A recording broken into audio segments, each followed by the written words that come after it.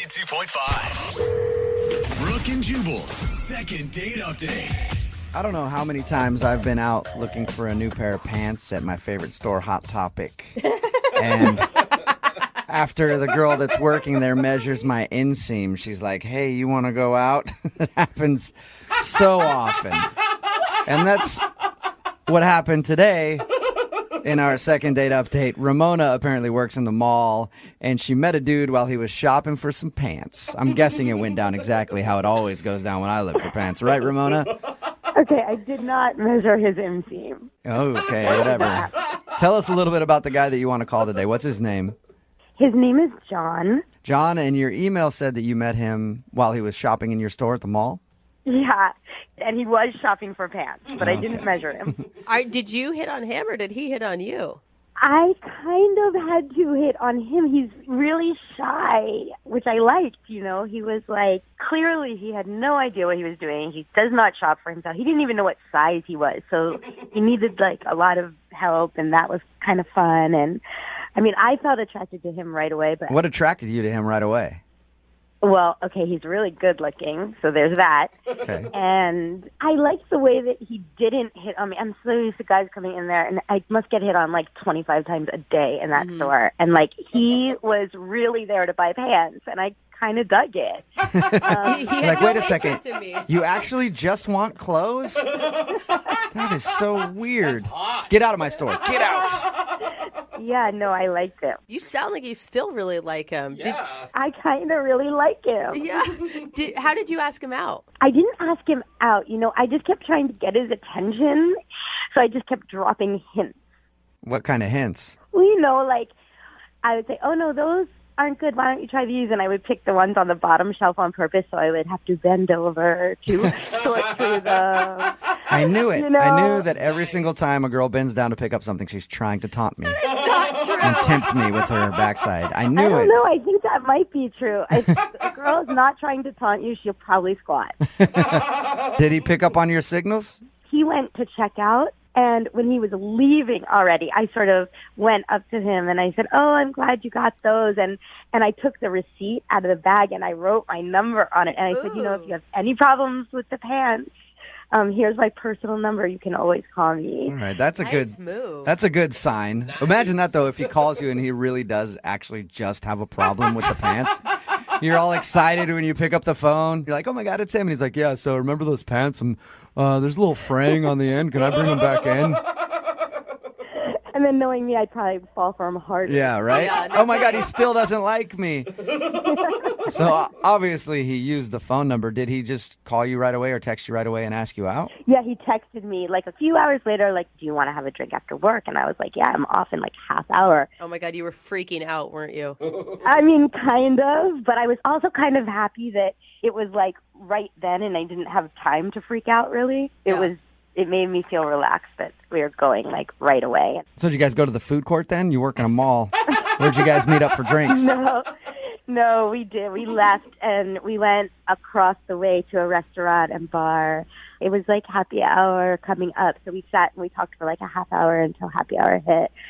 And then we just got some drinks and it was so fun. First of all, he totally loosened up after I got a drink in him. Really? He was like chit-chatty. We talked about like everything. It was so nice. Like I had such a good time. And how did your date end with him? Okay, this is where it gets a little weird, and I don't know what happened, and I'll just tell you.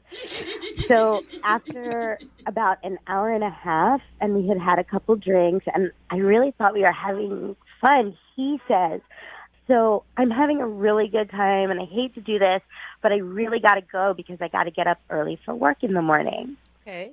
And it was 6:30 at night. Like, yeah, that's a little early. What do you mean? Right? It's not like it was 9:30 or 10:30, because even then I would have thought, okay, that's a little early. But 6:30? Yeah, but maybe he knew, like, if you guys continued to hang out, like, it's more drinks, you know, it does end up being a long night. Yeah, but if I would have done it, like, if he liked me, wouldn't he have? Well, whatever. And then he gives me a hug. Goodbye. No kiss, just a hug. Yeah. And then I got home and I texted him. I had a really good time. And he responded immediately, like, me too, so great to meet you. Awesome. And I was like, great, we should do this again. And his response was like, yeah, I'd love to. And then I never heard from him again. And that was it. Whoa. And that was it. And that was 4 days ago. Weird. So yesterday I texted him, hey, how are the pants? Because I thought it would be funny or whatever. Right. And I thought maybe it would make him respond. Nothing. Not word one. And so now I'm embarrassed that I even sent that text. And I'm like racking my brain, like, did I talk too much? Or like, did I say something dumb? Like, I don't know. I'm like, I mean, he asked me out, so he liked the way we spent a little time together in the store. So it's not the way I look, it's not the way I smell. Oh my God, it's not, you know what I mean? You've really thought this out. There's a lot of scenarios playing out in your head right 4 now. days. What the heck? 4 days and you're All going right. a million miles an hour. Well, She likes him. we'll play a song, come back, call him, and get your second date update, all right? Okay, thank you. Brooke and Jubal in the mornings. Second date update. If you're just tuning in for the second date update, Ramona is on the phone with us, and today she wants to call a guy named John. They met at the mall. She works there. He came into her store to buy some pants, and then she slid him her number, and he texted her later, and they had a happy hour together. It was great, and then the date ended, and he's not calling her back. So her happy hour has turned into sadness hour, where you go out and from 5 to 7 at a bar, they serve you nothing but empty glasses, no beverages to enjoy, empty plates where appetizers should be, Oh, no. just a napkin and sadness. It's sadness hour for Ramona right now. Wow. But we're going to call John and hopefully get him on the phone and find out if there's a chance to salvage what they once had. Ramona, are you ready to see if you can get your happy hour back? I am. Are you tired of sadness hour? I am tired of sadness hour. All I right. got it. We're about to dial his phone number right now and see what went wrong. Again, Ramona has no idea what could have gone wrong on the date. She said everything seemed to be fine. The weird thing was at about 6:30 after happy hour was over, he said he had to leave so he could get up early for work and then hasn't talked to her really since. Not a word. I don't think it's going to be that bad. I have hope for you. It's only been 4 days. He could just have been busy or lost his phone or something stupid. Oh my God, Brooke, from your mouth to God's ears. She's like, please. All right, here I go. Dial the phone number right now and get him on the phone.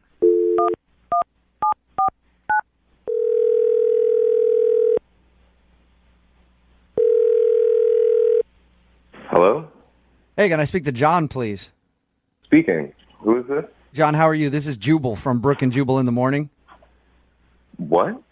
This is Jubal from Brooke and Jubal in the Morning. It's a radio show. Wow.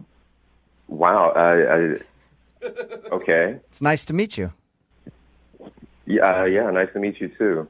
Why are you calling me? I'm actually calling you because one of our listeners recently sent in an email and asked if we could get you on the phone to ask a few questions about something. Huh. That's the best response. Her name is Ramona, and you met her at the mall. Oh, boy. Wow. Yeah, I remember meeting Ramona. Okay. Do you remember going to happy hour with her after? Yeah. Okay. Well, Ramona sent us an email telling us about how she met you and how she really enjoyed happy hour with you. But since then, you haven't texted or called her back. So she was wondering if we could get you on the phone and find out if something went wrong during happy hour or if there's a reason why you're not calling her back. She's a really nice girl. She's pretty attractive, too. Ooh, that's a good review. She's pretty attractive. I mean, she's on the okay scale. I mean, she is. I just don't want to say anything bad about her behind her back, Okay, so there is a reason that you're not calling her back. Yeah, there's a Dang it. there's a thing. Okay, well, here's how it works. So she emailed us because she wanted us to call you and find out why you're not calling her back. So you're really not Okay. talking behind her back. If you could just tell us what the reason is so that we can, go back to her and say, hey, this is what happened. I don't know. I just hate the feeling that I might be saying something about her behind her back, but No, trust me. okay then. Trust me, you're not saying anything about her behind her back. I promise. Okay.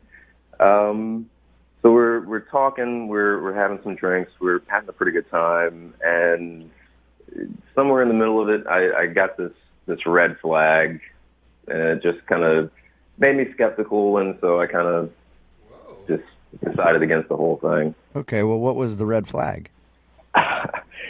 So we were talking, and I just happened to bring up the topic of pets. I asked her if she had any pets. Mm-hmm.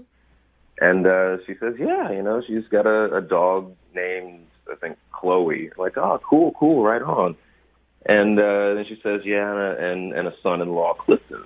Did you say a son-in-law? Yeah, exactly. Like, stay with me. Okay, yeah, I'm confused. She says son-in-law, and so I stopped her. I was like, wait. I was kind of just asking about, pets. And she says, oh, no. Clifton's my dog. Like, wait, I thought you said that Clifton was your son-in-law. She goes, he is. What? And so she pulls out her phone, and I thought she was just going to show me pictures of the dog, but she shows me this picture. The dog's in a tuxedo with the bow and the tails and everything, and she's showing me pictures of her dog's wedding to another dog. So she has her dog that's married to another dog, and she calls that dog her son-in-law. Yes. And she's scrolling through. She's showing me pictures of like this dog wedding cake. Like they had a whole elaborate wedding for it? Yeah. This whole nobody does this. Yeah, and it was a huge red flag. Like I saw this and I kind of went, nah. This Right. gotta be. Hey, that's kind of weird. It's kind of weird. I'll give you that. But why is that a reason to not give her a second chance at a date? Or Think of the type of person that would arrange a dog wedding. Point taken. Point taken, you John. guys. I guess I can understand where you're coming from a little bit. Yeah, I just really didn't think we would be a very good match. So Don't you think that she was just using it as like a fun excuse to have a silly party, though? I don't know, man. The pictures look pretty serious. I've seen wedding pictures that look kind of like these dog pictures look. And I mean, seriously, she referred to her dog as her son-in-law. Yeah. I should also tell you, John, that she's actually on the line listening and wants to talk to you. Hi, John. Hi, Ramona. Okay, first of all, it's not like he's really my son-in-law. He's my dog-in-law. I just call him my son-in-law like I call Chloe my daughter. It's not like I'm crazy. It's not like I think he's a person. I know he's a dog. I just love him like a person. Oh, boy. I just can't believe it's such a big deal to you, and I can't believe you didn't talk to me about it. I mean, tons of people do it. It's all What? over the place. Where? Like, it's not that uncommon. Are you're are saying- dog weddings common, Ramona? Of course, I've been to 3. What? What? You've not been to 3 dog weddings. Yes, I have. Is it your own dog, like, getting divorced and getting remarried, or is it 3 different dogs? I have been to 3 dog weddings, including mine, so that's 3 altogether. And it's such a fun thing to do, and plus it makes them family. They're living creatures, and it's sort of, everybody treats their dogs like, oh, that's my daughter anyway, but this is my family. I love, come on, didn't you see that picture? Yikes. Yeah, see, this is why I didn't want to go out with you. I mean, it's absolutely fine if you feel that way about your dogs. It's just I can't really be a part of that at all. I mean, it's not like I'm into it. Like, my friend's dog, Clifton, is like the best, and he's perfect for her. He's like a year older than her. He's a little bigger than her. They're perfect together. Wait, So I Ramona, don't appreciate here's you the being thing. like, Here's oh, the thing. I Kate. don't care about any of that stuff. When I have a dog, the dog is just a dog. It's there. I don't have to feel like, I just am shocked, honestly. I'm really surprised to hear this come out of your mouth. This is not at all the person that took me out for that drink. Ramona, look, it's not the fact that you did that for your dog. I'm ecstatic that you did that for your dog. Trust me. But, Are you? Because you don't sound ecstatic. But it's not. The thing is that you went through all of that for the dog. All right. I'm glad you feel that way for it. For you to put that much effort into a party for your dog, like that, we're just not compatible. Or maybe you're right. Because if you don't care about living creatures and about dogs and family, then maybe we're not right for each other. Maybe you're right. You're right. I'm wrong. Well, let me ask John first, Ramona. John, would you like to go out on a second date with Ramona? We will pay for it. Say no. no, I don't want to go out with you guys. anyway. Whoa! Oh, Ramona. I don't. What a snob. You're a snob.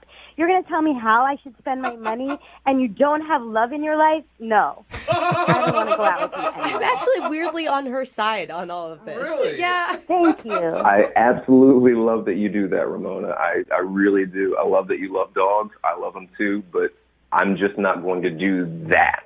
All right. I'm not the type of person that does that. John, thank you for your time. I appreciate Type it. of person. Thanks.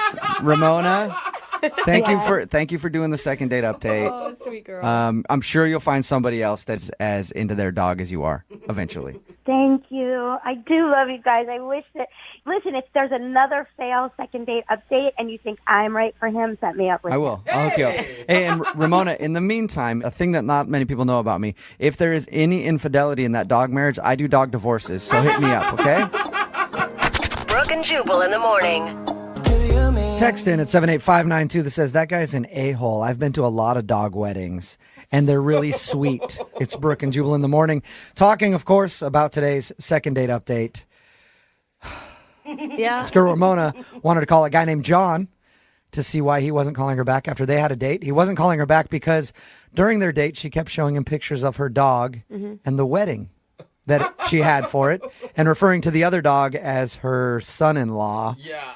And she was really into dog weddings. Apparently, she's been to 3 of them, and it just creeped him out. He's like a little too attached to your dog, so he didn't want to date her. I don't know. I think it's kind of judgy, you know? Like, I don't know. I don't know. It doesn't affect him. Like, just because she loves her dog and she's having some fun parties, maybe you can get in and get some free alcohol and free food on There's the a side. difference between like appreciating your dog and loving your dog, and then loving your dog a little too Yeah, much. you have to be an extreme dog lover to date this chick. You know what I mean? Because people even on the text board are like, either she's crazy, dog marriage, are you kidding? Or it's like, hey, give her my number. I'm all for people who like their dogs, but I've been around some people who are obsessed with their dogs. I used to work with a dude who his dog was sick, so he slept at the bottom of the stairs with his dog instead of in the bed with his own wife. And it wasn't That is strange. well. That's an obsession. See, now Brooke's like, If you're the big spoon and the dog is a little spoon, and that's what you need to do, I'm not going to judge. It's not for me. Sleeping with the dog over sleeping in bed with your wife. And that is a problem. Keep texting in 78592. Do you agree that he shouldn't have gone out with her because she has dog weddings? Or, sorry, had a dog wedding. That will probably last forever, so congratulations to her. A lot of dog lovers are texting in at 78592 saying they want to have a dog wedding now. So maybe she started a new trend. hey. If you want a second date update, just email the show and we'll call the person who didn't call you back. Moving 92.5.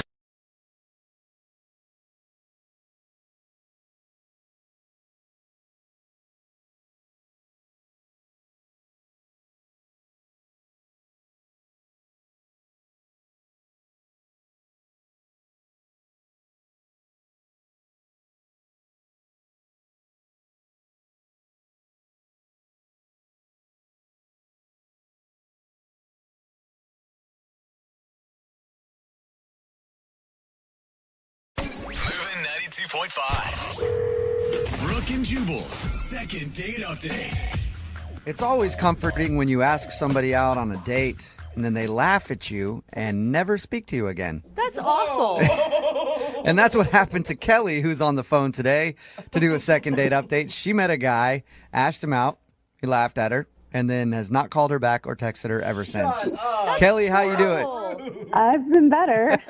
So tell us a little bit about the guy that you want to call today. What's his name? His name's Dylan. And why do you want to call him after, I mean, your email just said that he laughed at you and won't talk to you. Why would you even want to call him for a date after that? He didn't laugh at me in my face. He laughed at me over a text. So So it makes it so much better that way. So now you have written proof of him laughing at you. aw. I guess you can look at it that way. Did you go on a first date with this guy? Okay, here's what happened. I was out with friends at a bar last weekend, and We were just hanging out. There were like 5 or 6 of us. And it was actually one of my friends who met Dylan at another part of the bar and kind of brought him over to our group. Right. And we all just started talking, and he was really funny. I don't know. We just had a really great time. We were talking the rest of the night. And, you know, at one point, my friends were like, oh, we should probably, let's go to another bar. And he said, yeah, I'll come along with you. And so the whole group of us just went to a couple more bars after that, and we closed the bar down. Did your girlfriends think that you were going to hook up with him? Well, it was a group of girls and guys, and everyone could tell we were hitting it off. Like, a couple of them pulled me aside and were like, hey, this guy I knew, right? Totally. And so at the end of the night, when the bar was closing, Dylan, invited everyone back to his place, like the whole group, because we were having a really good time.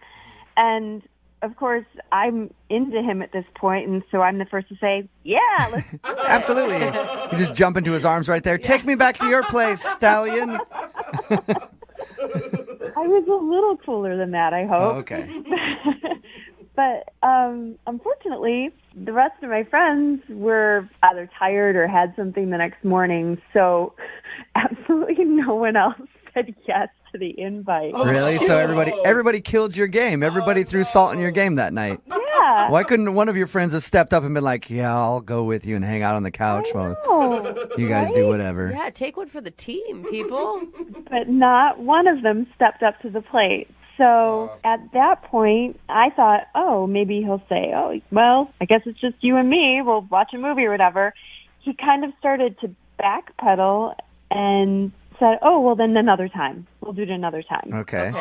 And so did you guys exchange, I mean, you obviously exchanged numbers. Yeah, we had exchanged numbers like earlier in the night. Like at some point, everyone got their phone out. Oh, we're having so much fun. We need to do this again. So he said, yeah, I have everyone's number. We'll do it next weekend or sometime else. And so at this point, I don't know what's going on. Maybe I read all the signals wrong, but I really felt like we hit it off, like we made some sort of connection. I really felt that way. So have you reached out to him other than that night? I sent him a text the next day. And what did it say? I had a lot of fun with you last night. Maybe we should try it in a smaller group next time, like just me and you. Nice, yeah. That sounds pretty smooth. Very smooth. I thought so. And then a little while later, he texted me back, ha ha. And that's what you're talking about, where he laughed at you? Yeah. In your email? Ha ha. Okay. What did you say back to him after ha ha? I just texted, why is that funny? Yeah. And did he respond to that? No response after that. And is that all you've heard from him? That's all I've heard. Why do you think he would laugh at you like that and then not explain? I have no idea. That sucks. Yeah. I mean, it's not like I'm a troll or something. I'm a cute girl. Yeah, that's really rude, actually. Yeah. I don't know. Maybe he has a wife and kids somewhere. That's very possible. Like, where do you think I'm going to cheat on my wife and kids for you? No way. I was just asking you to come back to my place and hang out for no reason. Yeah. He never made it seem like he was in a relationship the night you guys hung out. No, not at all. It was never like, oh, well, my girlfriend may be asleep, but we can all go hang out at my place. Or maybe he was really drunk and he just didn't remember me. Or That's possible, too. He could have been like, I don't know who you are, crazy lady. I never hung out with anybody last night, because he was like blacked out drunk or something. But yeah, anything's possible. But I'm just really confused and I need your help. All right, well, we'll play a song, come back, call him and find out why he laughed at you and won't call you back. Okay. All right, we'll get your second date update right after this. Moving 92.5. Brooke and Jubal in the mornings. Second date update. Today's second date update is just more proof that nice guys finish last. There's a lot of dudes out there who are trying to be sweet with the ladies and ask them out, and they're getting turned down left and right. But guys, all you really have to do to get a woman so interested in you that she'll call a radio station to try to get a second date with you is just laugh in her face when she asks you out, and she will be hooked. That's exactly what happened to Kelly, who is on the phone to do a second date update. We just talked about what happened on her, well, I use the term date loosely, with a guy named Dylan. They met while they were out one night, really hit it off, At the end of the night, he was like, hey, everybody, let's go back to my place. But none of her friends wanted to go, so they ended up parting ways. The next day, she texted him, why don't we just hang out together? And his response, ha ha. And then she asked, why would you say that? And she has not heard from him since. So she wants to call him today and find out why he would laugh at her and then see if she can get a second date. Kelly, you ready to give him a call? Yeah, let's do it. I don't know how I'm going to do this. Like, I feel like I'm going to get him on the phone, and then he's going to be a jerk to me, and then I'm going to fall in love with him by the end of the conversation, and I'm going to want a date. You might. Yeah. Who knows? You guys all exchanged phone numbers. So has any of your other friends heard from this guy? Not that I know of. I've been kind of too embarrassed to ask any of my other friends. To be like, hey, remember that cute guy we met? He totally laughed at me and blew me off. I can understand that. Yeah. All right, I'm going to dial the phone number right now and see if we can find out what's up, okay? Okay.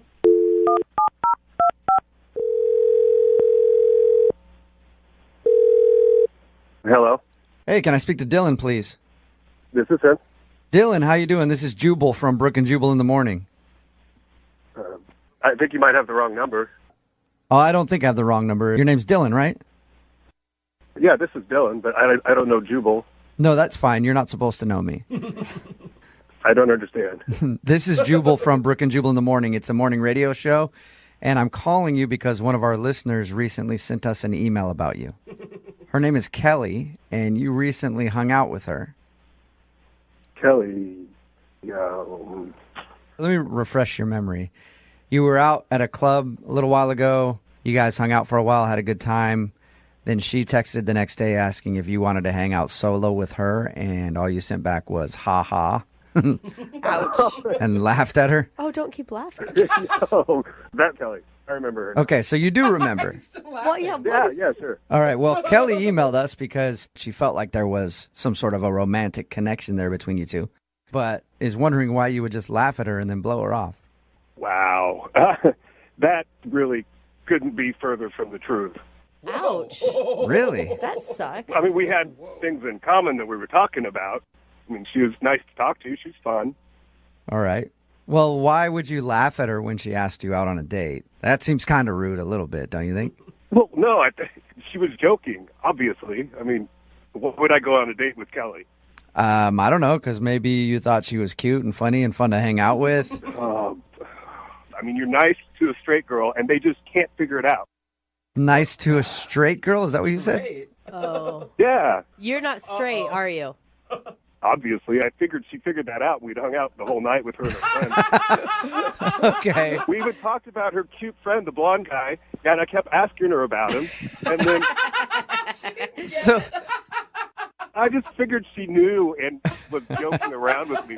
yeah, she had no idea, dude. She thought you were totally into her and thought maybe even when you asked everybody back to your place at the end of the night, you were kind of hoping that she would go back there with you. Oh, I was actually hoping he would go back there. And, I mean, it was also just a fun night to hang out with everybody. Okay. that's Well, why what not drives just the tell whole her that group. you're gay instead of just laughing at her? Well, it's pretty obvious. I mean, I was not trying to hide the fact that I was interested in her friend. That is awesome. She didn't pick up on that at all. Yeah. Oh, my God. How is that possible? I have no idea. Why don't we ask her, Dylan? Because Kelly's actually on the other line listening. What? Yeah. You're gay? Very. I'm shocked that you didn't notice. We hung out all night with you and your friends.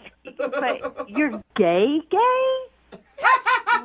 Is there another kind of gay? I don't think there's half gay. Yeah, I think. But you Unless you're did bisexual, not which is fine. come across as gay at all to me. How would you not know? We liked all the same things. We were laughing about I thought the we same had a lot things. in common. Well, we do have that in common because I'm gay. Oh my God. I am We even think the same guys. We think the same guys are cute. We were talking about actors we thought were cute. I thought we were talking about actors we liked. Not liked, but just, admired. Well, I definitely admire Brad Pitt. God. Well, yeah. I get that now. When he played Achilles, Okay. I can't believe this is happening. I'm so embarrassed. I'm mortified. I'm embarrassed. Yeah. Honey, it's okay. A lot of straight girls' gaydar is way off, and yours is obviously way off. I'd still love to hang out with your two friends, the blonde guy. I just thought we were having normal conversation, like, oh, how do you know this person? Oh, where did you know this person from? I did not think you were fishing for details about him. Oh, I was asking about him. He seemed really cool. Wow. He is cool. He's very straight. Oh. No, he's definitely not straight. What are you talking about? He is very straight. I think we've established that your gaydar is a little off. In the case of you, yes, obviously it was really off. But Jason is straight. He has a girlfriend of 3 years. A lot of us have He is girlfriends. straight. It does not make him straight. It's true. Trust me, I've been gay all my life, and your friend, gay. And I think he likes me. Oh. He is straight. Kelly, trust me, if you gave him 10 minutes alone with me, he would not be straight. Wow. Someone thinks highly of themselves. Well, you liked me a lot. So wait, Dylan, are you really still trying to get a date with this guy? Absolutely. He was cute. Nice. Kelly, do you want to hook him up with your friend? No, he's straight. No. Oh, my God. You straight girls are so stupid sometimes. I've been saying that my whole life. Straight girls are so dumb. Yeah, bro. Hey, I have to ask it anyway. Kelly, would you guys like to go out on a second date? I will pay for you guys to go out on a second date. Do it for fun. If we can hang out with all our friends again, that would be good. I tell you what, we'll hang out. I'll bring Jason. And if you can kiss him by the end of the night and get him to kiss you back, like really kiss you back, I will give you $20. Whoa, that's a pretty good offer. Dylan, Honey, you don't have to give me $20. I'll do that for free. all right. So, Dylan, do you accept the action on this bet? Absolutely. Okay. Yes. Well, I guess this is a successful second date update, sort of. You guys are, maybe we made some new friends, so you guys are going to go out again. And then Dylan can see if he's right about your friend, Kelly. He is not right. Jason is straight. Trust me, Kelly. When he calls you the next morning from my bed with your $20 sitting on my nightstand, you'll know that he is gay. All right. Wow. You guys have to update me because now I need to know about her friend. Oh, my gosh. Brooke and Jubal in the morning.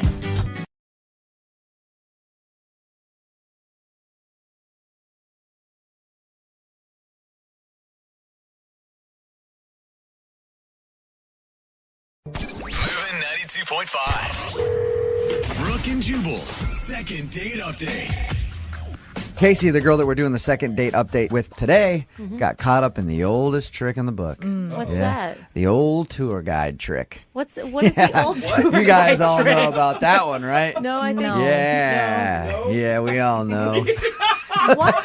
You know, that's where a girl's new to town, and then you tell her, hey, I'm going to show you around town, and she shows up, and you're a tour guide, and show her all the great places to go. And make out. Yeah. So weird. Do you bring like a fanny pack and a The fold-out old map? tour, yep, you do. Oh, Yeah. do you sexy. Do you talk in that voice the entire time? Yeah, I don't know. Casey, is that what happens when you get caught up in the old tour guide trick? No, at least I didn't think that would no. Well, that's good. That's Casey's good, Casey. emailing about a guy named Jason that she met. Casey's new to town. She's from, where are you from, New York? Yes, New York. All right, first of all, how'd you meet Jason, the guy that you want us to call today? He is a friend of mine that I met when we were out one night. Okay. That's fun. Yeah, he told my friend that he thought I was cute, and he was like, if you'd like, I can kind of give you a tour of Seattle. He's the captain of a boat. Oh, no. He does like kind of those cruise tours. Oh. Wait. Yeah. Is he like a captain of a boat or a ride the duck boat? Both cool. It's a boat. Like, Well- I don't even know what I was expecting, but like I told him okay, and when we got to the boat, I was kind of blown away. Like, it was big. Like, it was a no-joke boat. Wow. That's what she said. Yeah. So that probably was a pretty nice surprise then. Yeah, it was. Like, you know, he was showing me around, and he really knew his stuff, and he had champagne for us, which was really nice. Wow.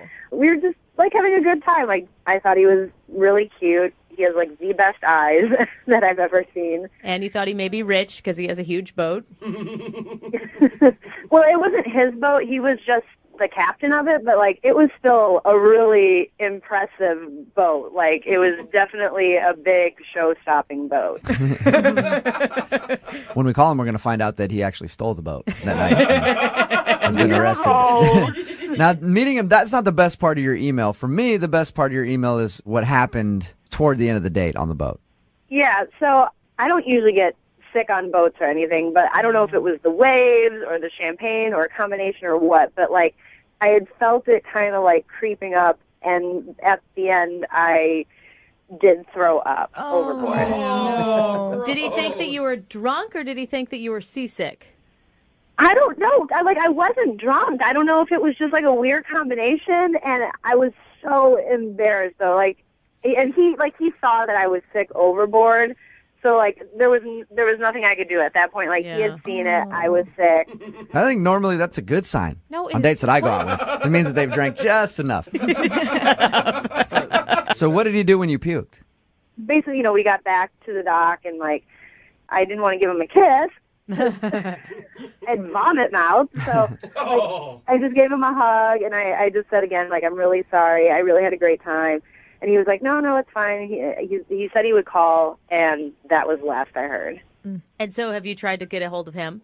No, I mean, because he said he was going to call, and I don't know what he's thinking. That's where I'm at right now. Like, I don't know if he's just totally turned off by the fact that, like, I threw up over the side of his boat, or if, you know, he just didn't like me, or maybe if he's just been busy, and I don't want to look like this crazy new girl, like, where I just, like, attached to the first guy, you know, who talks to me. So why don't you just show up on one of his tours? Yeah. Unannounced. Well, the last one didn't go so well, so I don't know. I just would like to know what he's thinking, and I hope I didn't just absolutely blow it. Okay. All right, well, we're going to play a song, come back, call him, and get your second date update, all right? Okay, thanks. All right, hang on. Let's rate. Moving 92.5. Brooke and Jubal in the mornings. Second date update. You know, I've actually gone out with a couple girls who have puked on the first date. That doesn't shock me And whatsoever. I've called them back. Really? Hindsight being 20/20, I learned that I probably should not have called them back. Yeah. But yeah, I always called them back. You also probably got their numbers off a bathroom stall somewhere. Don't judge how I got the number, right? Yeah, okay. Casey wants us to call Jason right now. Casey ended up puking on their first date, not from drinking too much or anything else. She was on a boat. He captains a tour boat. Mm-hmm. They had a fun night, drank some champagne. She ended up puking over the side of the boat. Didn't kiss him at the end of the night for obvious reasons. And she hasn't heard from him since. Casey, are you ready to give him a call? Yeah, I am. Can I ask you, Casey, how violent was the episode? Like, on a scale of 1 to 10? Yeah. Like 10, you being like The Exorcist. I'd say maybe like a 6. Oh, okay. Are you nervous, Casey? I just want to know what he's thinking. I guess I'm more eager to hear what's going on. All right, and this is the first, you said that you hadn't tried to contact him. This will be your first time trying to get a hold of him. Yeah. All right, here we go. So I guess a little nervous. Okay.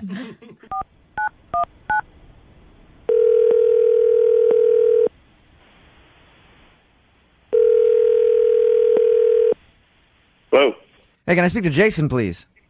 This is Jason. Jason, how are you, man? This is Jubal from Brooke and Jubal in the morning. I'm moving 92.5. Okay. Who are you? My name is Jubal from the radio station Moving 92.5. Let me explain why I'm calling, all right? You recently went out on a date with one of our listeners. What? Yeah, a girl named Casey.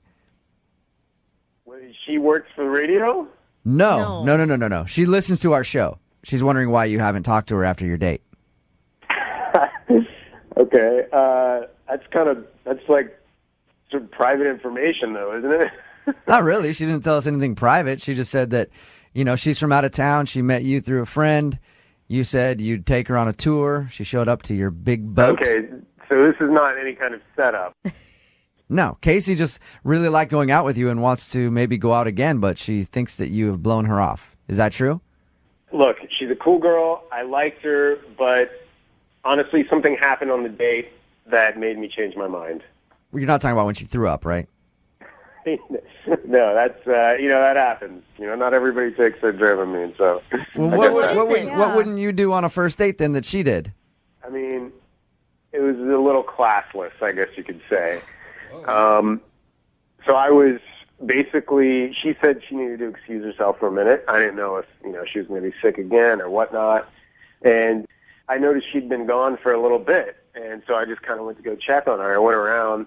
And I heard her voice coming out of the stairwell, and it sounded like she was setting up another date. Like on the phone? Yeah, like on our date, on the boat, she was setting up a subsequent date. I don't remember if it was for that night or if it was for, some other day, but it's like, You don't think that she could have been talking to somebody else? A friend? You're sure that she was setting up another date?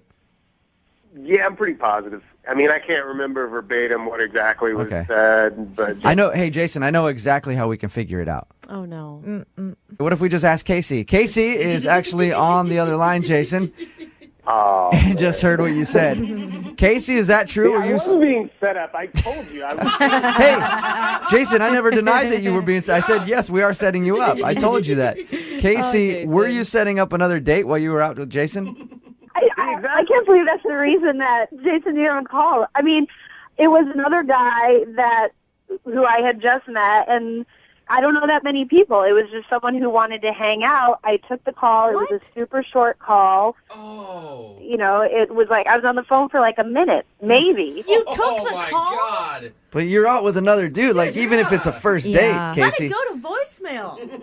It's not like we're in this like dating relationship. We're on the boat. He was busy captaining the boat. I took the call like it was 1 minute. Wow. I'm in a new city and I don't know a lot of people. I mean, that's all that was. Like I wasn't trying to be disrespectful. Oh.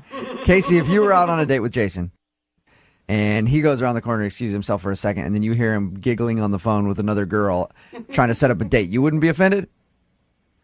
If he was like giggling, yeah, but that's not what was happening. I wasn't just laughing at the stairwell. I mean, I'm just trying to figure out like how do I stack up? I mean, what where did this guy take you? Like, okay, honestly, like this is the thing. I wasn't going to share this, but like if this will help at all, like I did end up going and hanging out with that guy. What? And I went out on a date with him, and you by far are way more my type. You're way more interesting. You've got an amazing boat, which doesn't hurt too. Oh my gosh. I've wanted to get asked out by you again. Even with throwing up, I still had a better time than with that. It's so romantic, Casey. Yeah. Every guy wants to hear that he's better by comparison. I've gone out with 5 guys, and you are really inching your way to number 1. You're almost there because you drive a big boat. At this point, I guess I'd like to ask if you'd be interested in a second date, Jason. We will send you out again with Casey. Casey likes you way better than that other dude. Would you be interested in going out with Casey on a second date? We'll pay for it.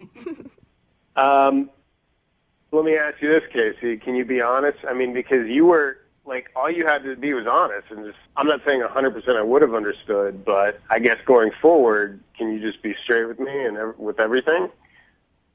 Yeah, that's totally fair, and I understand where you're coming from. And yes, I will be absolutely straight up. Dude, you better be. This man is like, I mean. He's good, right? I don't know if he's good or if he's just a pushover. I can't decide. He's not good or a pushover. He's just better than the other guy. All right, I'll tell you this much. I'll give you one more chance. How's that? You know what? I'll leave my phone at home. One more chance. You'll give her one more shot, Jason. Oh, man. I'll give her one more shot. Because I'm fair. And look, I'm human. So I'll give you one more shot. She'll probably agree until something better comes up. No, I would love one more shot. I'll leave the phone at home. I will be totally focused on what we're doing. All right.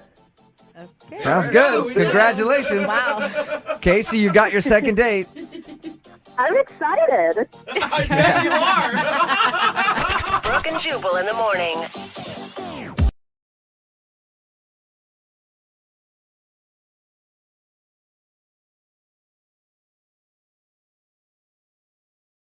For most people, if your date sees a picture of your ex on your cell phone, that would be the low point of the evening. Yeah. But for one of our listeners, Justin, he says it was the turning point in his date with a girl named Melanie. Because things were not going well before then. He parked 20 blocks from the restaurant because he didn't want to pay for the valet, showed up late to dinner, choked down some oysters after claiming that he liked them first. He hates them. And then decided the only way to save the evening was to show Melanie a photo of his super hot ex-girlfriend. So she might think, oh, maybe this frog is really a prince. And you girls are sighing, but he says it worked. After It that, didn't it work. got better. She lied about somebody waiting at her car for her. And didn't give him a ride. Just so she wouldn't have to give him a ride. Maybe because that person was ugly and she didn't want to be embarrassed that she hangs with ugly people. This is not good. I got his back. No matter what happened, Justin is currently being ghosted by Melanie, so he wants our help to reach out to her and figure out exactly what went wrong. Justin, how you feeling? I'm feeling kind of sad about it, but happy to be with you guys. Okay, that's nice, Hey, Justin. look at us. I mean, I think it says something that you must have really liked her, that you're not just chalking this up as a loss and moving on. Yeah, I felt like there was a spark and a connection, and then kept getting covered up with all these little things. But every once in a while I'd see it, I'd be like, oh, there's definitely something here. Yeah. I mean, I think if we do get you another date, you should just really be yourself. Like, admit that you don't like oysters, or that you're too cheap to pay for valet. Like, those are things you should be honest about. I don't know if I'm going to do that, but thank you so much. You're welcome. And if it doesn't go well with us I right tried. now, he's probably going to play us some audio from a different, better, hotter morning show. Like, they did so much better. Yeah. All right, Justin, you ready to do this? Excellent. Yeah. Okay. I'm going to dial Melanie's number right now. Here we go.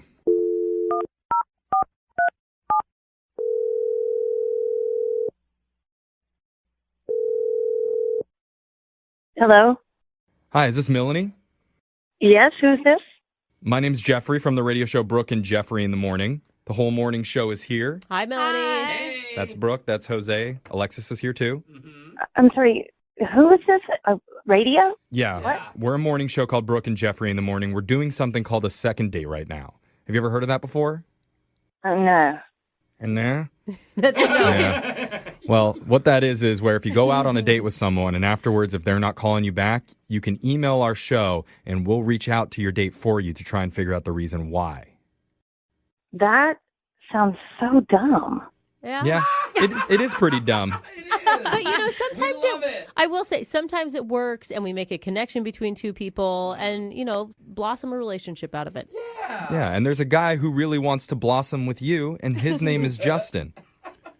Justin. Yeah. All right. Wow. You remember Justin? Yeah. I remember Justin. Yeah.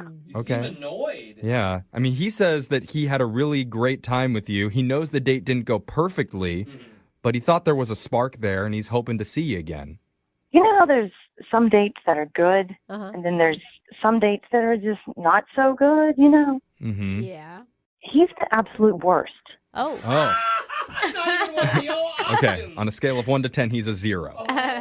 But I mean, I think... Negative. Oh, okay. Oh, my God. Okay. I will say that when we talked to him, he did admit that he screwed up quite a few things on the date. From the start, just even being late for the date. He was late, and we also had trouble with the appetizer, but I thought I'd, let that slide. I mean, we just met, whatever. Yeah. To top it off, he showed me a picture of his ex. Yeah. We heard. Yeah, he mentioned that. Yeah. Okay. He was like a small child who just wants you to see that he can date pretty women. Right. She was hot, right? What did you think when you saw the picture of the ex? Oh, she's gorgeous. She's beautiful. Yeah. Okay. How'd that make you feel? Well, I mean, I know I'm gorgeous too, but still, you just don't do that, you know? I mean, but it's not so bad about that. I mean, maybe I could handle one picture, but he showed me another picture and then another picture. He just kept showing me pictures nonstop, this girl. And you guys, he does not have a good poker face. I'm just telling you right now. He's... Oh, so you think he's like not over his ex? He's definitely still in love with well, her. Listen, not only did he show me picture after picture after picture, but he showed me memes that he created of her. And a meme? Yes. And he showed me this one where it was a picture of her smiling, and then there's this text that says, "I'm happy for him," and then on the bottom it said no ex-girlfriend ever. Okay, so he's creating memes of his ex to make it look like she's still okay. Like Yeah, that's like her approval. Yeah, no, it's like she's still holding on. Everybody copes with breakups a different way. That's a creepy way. Well, you know, is there a good way to cope with an ex? I don't know. Like, work out. Get your. That doesn't sound go see fun. Someone else. You're not going to get likes doing that. All right, go sleep around. I Okay. mean, like, creating memes is just kind of weird. And he was loving it. You know, he was laughing so hard. He was showing me meme after meme, and he was just loving it.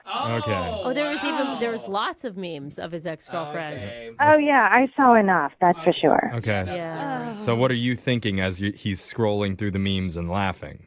Well, I think he's pretty immature. I mean, that's just blunt. And, I mean, if this is how he handles if relationships don't work, then I'm wasting my time. Yeah, he Yeah. didn't tell us about the meme thing. No, he didn't. And I would really like to ask him about that. Well, he's got plenty of them to show you if you want to see them. That's Well, maybe I'll just ask him about a few of them because I need to tell you, Melanie, Justin's been on the other line listening and he wants to talk to you. Are you serious? Yeah, I am. Justin, you there? Yeah. Hi, Melanie. Huh. Oh, Justin. Oh, Justin, that sounds like we're an old married couple. No, it doesn't. That is not what it sounded like. You're not very good at reading people, Justin. Read the room, bro. Why the hell are you making memes of your ex-girlfriend and then showing them to your dates? Because they were hilarious. Sure they were. Dude, Okay. I like Justin. Him and I would kick it. Okay. Meme game strong. I think she laughed at a couple. I'm surprised she's selling me out like this and throwing me under the bus. Oh. Oh. There was one I have, right? This is like one of my headliner ones. Justin. Yeah. Oh, my gosh. No, I'm trying to tell the guys this. So, Okay. Go ahead. Yeah, what is it? okay, so I have two pictures of her side by side, right? Uh-huh. And on the one, good. On the one, it says, "While we were together, Uh-huh. best sex of her life." Right? Oh. Uh-huh. Yeah. And then on the next one, it's like, "After the breakup, faked every and she's got this like dumb look on her face. It's great. Okay. Justin, I'm going to tell you, Speechless. Yeah. that's disturbing. Yeah, explaining memes is really great radio. Yeah, more visual. It's visual. Yes, you probably have to see it in order to get the humor. And even then, you don't know anything about your ex's sex life at this point. That's why it's funny. Oh. Okay. Look Because at Melanie's now laughing. Do you guys hear Melanie laughing? yeah, she's laughing so hard she's out of breath. Oh, that's what it is. See? Did you pass out, Melanie? Yes, hours ago. Yeah. And- She wishes she passed out. But Melanie just heard everybody laughing, so she knows it's funny. Yeah. We weren't laughing Okay. why you think we were It's- laughing. Also, not a strong move to have a picture of your ex saying that she's telling everybody she's faked it with you. Yeah, like, Justin, why are you not listening to Melanie? Well, I know that she has her initial thoughts about certain things, but there's no denying that there was chemistry there. Melanie, is that true? Did you feel any chemistry between you and Justin before he was showing you the memes? No. Oh, Oh, no. no. No. Not even while he was choking down that oyster? I don't need to go on a date with a first-time oyster guy. I mean, just be honest with me, because oysters with cheese is my favorite. The cheese is what tops the oyster. It's the best part. You weren't fooled, huh? Oysters go through your system, and they abuse your organs. It's not right. No, they don't. Okay. Oysters are for the devil. Abusive devil oysters are not a thing. Just Google it. Oh, I'm going to make a meme of an oyster and the devil. Actually, that one might be kind of funny. All right. And with that being said, I would like to offer a second date for you and Melanie. We'll pay for it. Melanie, what do you say? Absolutely not. Okay. Yeah. Oh, Melanie. Free dinner. What is going on? Come on, Mill. He's kind of cute in a dumb way, Melanie. Come on. I'd say yes, or he might meme you. Come on. No, thank you. Okay. Well, that was not very successful. All right. Well, I'm sorry, Justin. Guys, can I use that free dinner thing on another date, though, for another date? No, man. You have to find another girl and then come back to us, and then we'll offer again. All right, I'll do it. Yeah. Oh, okay. It's a I actually challenge. have faith in you on that one. Yeah. What do you do when you know a date isn't going well? Oof. And you're making mistake after mistake after mistake, and you're not sure how to save it? Yeah. That- Abort. Well, yeah, that's when you have to pull the ripcord. Yeah. You bust out the big guns. Okay. You hit the nitrous. Yeah. Oh. A lot of You expressions. double dunk the waffle cone. Never heard of that I don't know. I don't know. I can't think of any more phrases, but you do something drastic. Okay. And try and get things back onto the right course. And that's what one of our listeners recently had to do while he was out the other night. And now he needs our help. Oh, no. Oh, great. His name is Justin. Justin, what's good, my man? Hey, how are you guys? Yeah, you bunny hugged the pelican on the date or what? Toss the Tijuana snowball? What'd you have to do? I was just going to say it sounds like his Hail Mary didn't work. Yeah. But Tijuana Snowball could also work Yeah, there. it could be the Hail Mary. Sorry about that, Justin. Why don't you just start by telling us the girl's name? Melanie. Melanie? With an I, Melanie. Oh, Melanie. That's what I Oh. heard. Okay. And where Okay. did you meet Melanie? We actually had mutual friends. I got set up at work. She works in a department down the street, so we don't actually work in the same building. Okay. Okay, gotcha. Okay. That's safe Yeah. then. Different right? sector. Yeah. So what did you and Melanie do for your date? Well, I let her choose the spot, and she picked out this seafood place.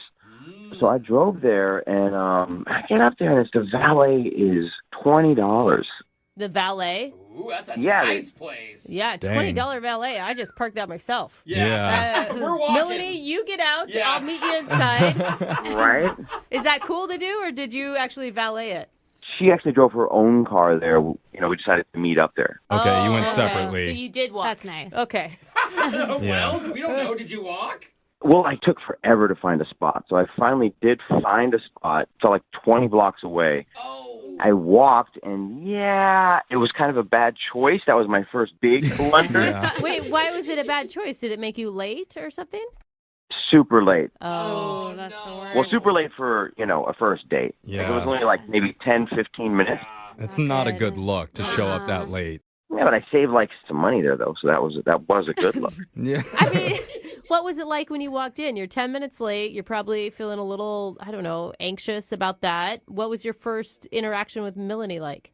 I get down, greet her. It seems to be okay. There seems to be some possible spark there.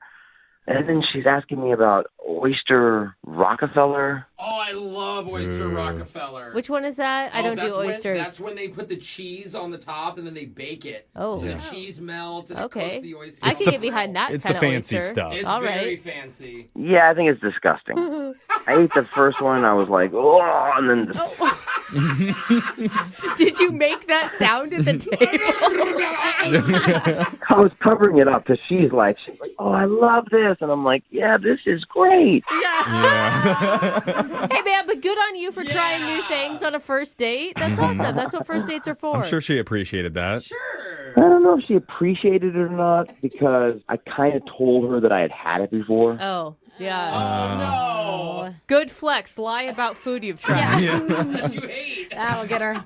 Well, it was like high end, and I was like, oh yeah, Okay. I've had this before, but You want to impress her. Mhm. Yeah. it was obvious that I blundered there as well because then now I'm looking like I'm sick.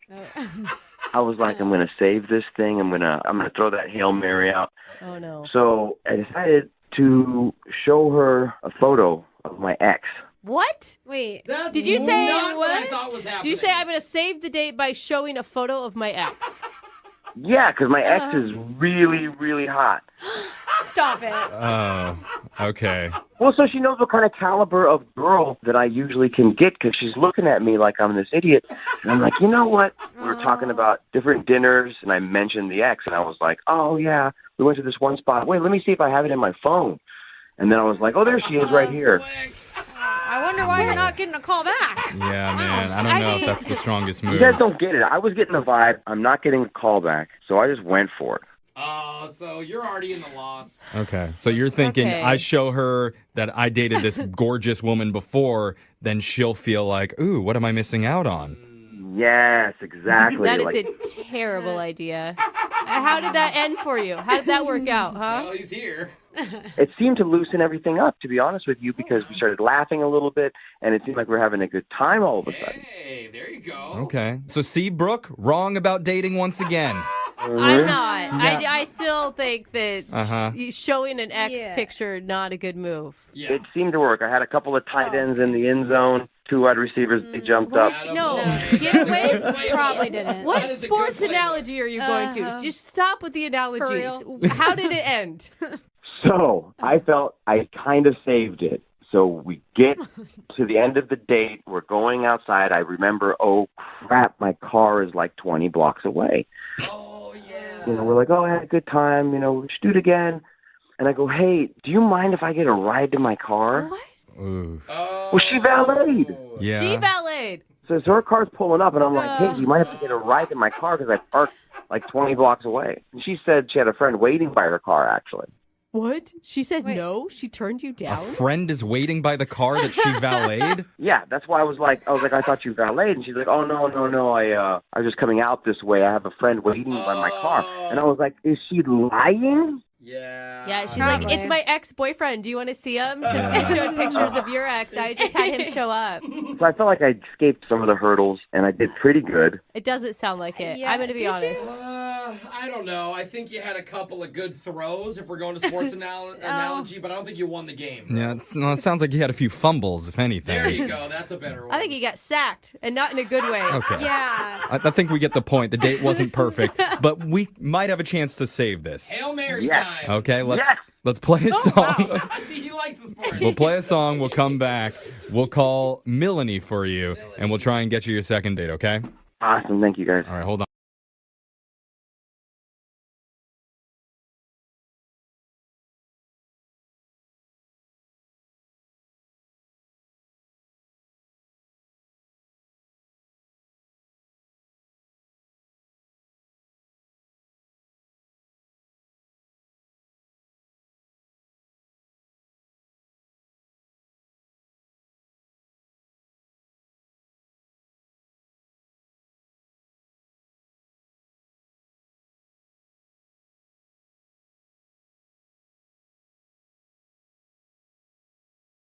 Today's second date is brought to you by peer pressure. That's right. When you don't even want to go out on a date with somebody, but your friends really want to know why, and they pressure you into doing a second date, that's a little bit of peer pressure. Kate is on the phone with us. Her email actually said this: hey guys, I went out on a date with a guy named Chris. I'm not that interested in getting a date with him, but my friends met him and they want me to do a second date with you. So can I do one? The answer is, of course. It's a lot different than most of the second dates we do. But Kate, how are you? I'm good, thank you. Oh my God, I just see you telling your friends, fine, I'll do it. Pretty much. Okay. Okay. So tell us about the guy that you don't really care about calling today, but your friends do. His name is Chris. And, I mean, he was really nice. There was nothing, terrible about him. We just really did not click whatsoever. Okay. So why do your friends want to do a second date so bad? Here's the story about how our date went. We met online, but we met up at a bar, and my friends were there for support, as they do. And I don't want to be mean, but he's really super nerdy. Okay. And I am not. Okay. We had nothing in common. He wanted to talk about like sci-fi TV shows he watches and like weird books he read in college. It's just like nothing that I was interested in. Did you, when he walked in the door and you saw him for the first time, did you immediately think this is not going to work? The first time I laid eyes on him, I actually was hoping it wasn't him because I never saw his picture online. So I didn't know what to expect. And no. It sounds like you hate this guy. Yeah. No, I don't hate him. It just wasn't a good match for us. Okay. Why would your friends ever think that you should pursue this then if you are not attracted to this guy whatsoever? Like a joke? Like I said, they were at the bar with me, and they even were going on about how on the date he was so into me, he was buying me all the drinks and trying to, touch my arm and being really flirty with me. And then their curiosity is, going crazy right now because it's been a week and he hasn't reached out to me at all. So it's, and I've actually been kind of curious too. So it's more of, hey, this nerdy guy was super into you and now he's not calling you back. Who does he think he is? I don't like you, not the other way around. Yeah. Is that what this is about? That's pretty much it. Oh my God. So if we call him and we find out he's just been busy or something and he actually does want to go out with you, are you going to want to go out with him? No, I absolutely don't want to go on another date with him. Oh my gosh. What do we do then?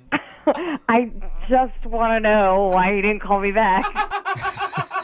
So it's just confusing to you why a guy who would be, confusing to you and your friends, I guess I should say, why a guy who seems to be totally into you is blowing you off. Yeah, that's exactly it. Have you tried to get a hold of him at all?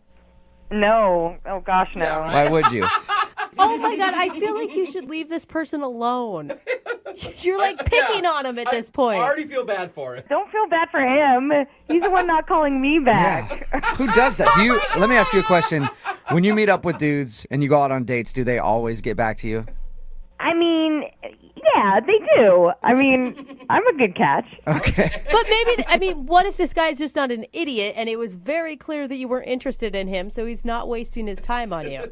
That's not an excuse. He should have taken the chance. Okay, well, we'll play a song, come back, get this guy on the phone, and find out why in the world he wouldn't be calling you back. Thanks, guys. Okay, hang on.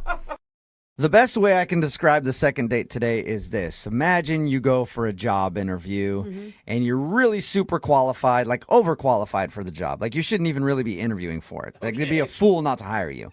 And then they don't call you back for a second interview and you're like, what? How could I possibly not get a call back? This is ridiculous. And then you're like, what did I do wrong? I have all the qualifications. Why is that job blowing me off? That's ridiculous. I should be the one to go, no, thank you. I don't want to work there. I got a better, higher paying job. Well, that's what happened to Kate. She met a guy. She didn't really like him very much, but now he's not calling her back, so she just wants to get him on the phone and find out why. As a matter of fact, she doesn't even want to get him on the phone. Her friends pressured her into doing a second date. Is that a pretty accurate way to describe it, Kate? That's exactly it. I'm kind of curious, but my friends are really curious. Do you feel, you guys kind of sound like the Cool Girls Club picking on the dorky kid in high school right now. You realize that. We're not picking on him. We just want to know what's his deal. Why is he not calling me back? Yeah, I'm so confused, too. After talking to you for a few seconds, I wanted to call you for a date, So we'll dial the phone number right now and see if we can get him on the phone, okay? All right. Thanks, All right, guys. Here we go.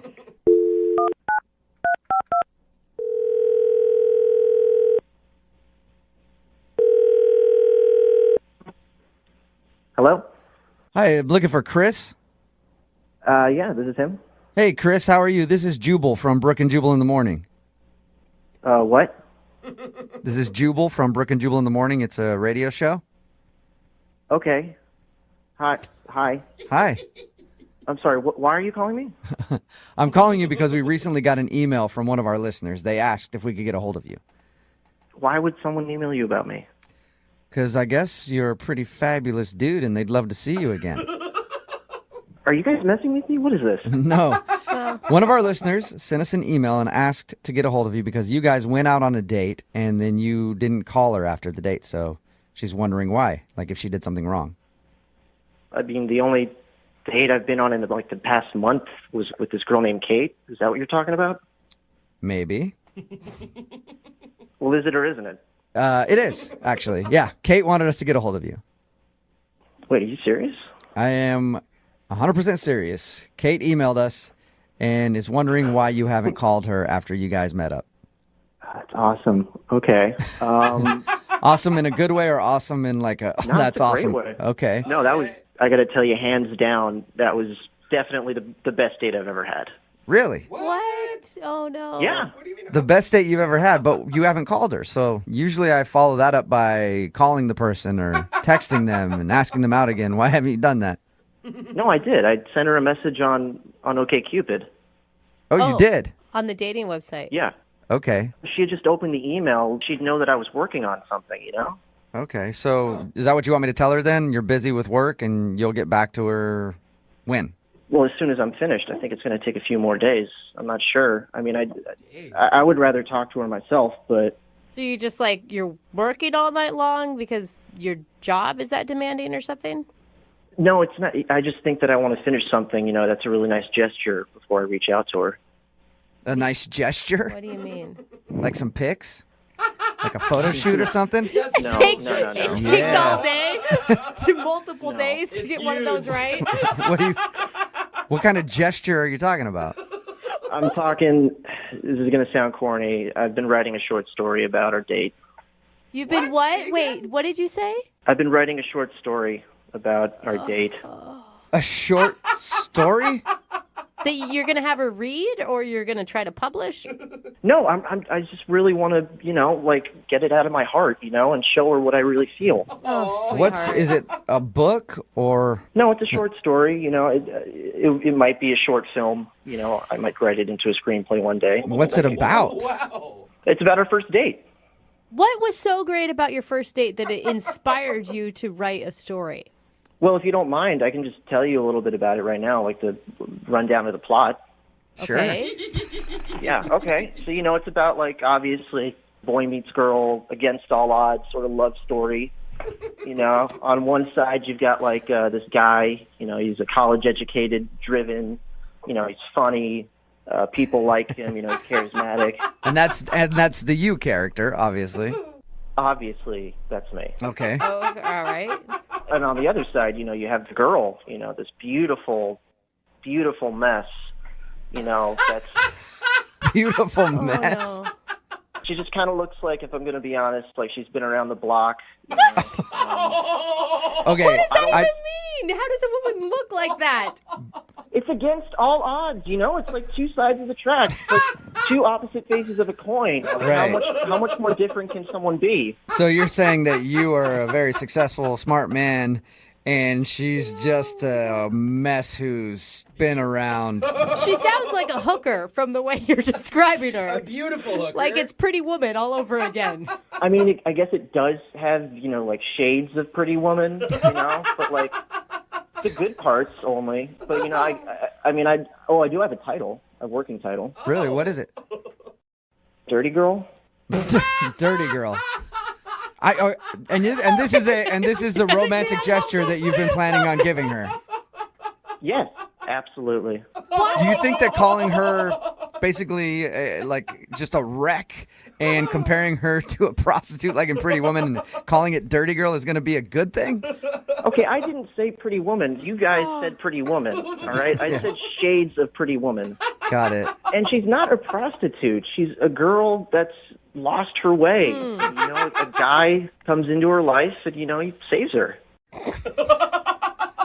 And I'm really glad you guys reached out to me because, I wasn't sure if she was going to get back to me or if I should reach out to her. Yeah. Well, you actually kind of have reached out to her. Yeah, I've been listening the whole time. What? Wait, Kate, is that really you? Hey. Are you delusional? Were we even on the same date? What's the matter? What? Do you really not understand what the problem is? Were you not listening to what you were saying out loud? Of course I was. Wait, you didn't like it? Oh my God.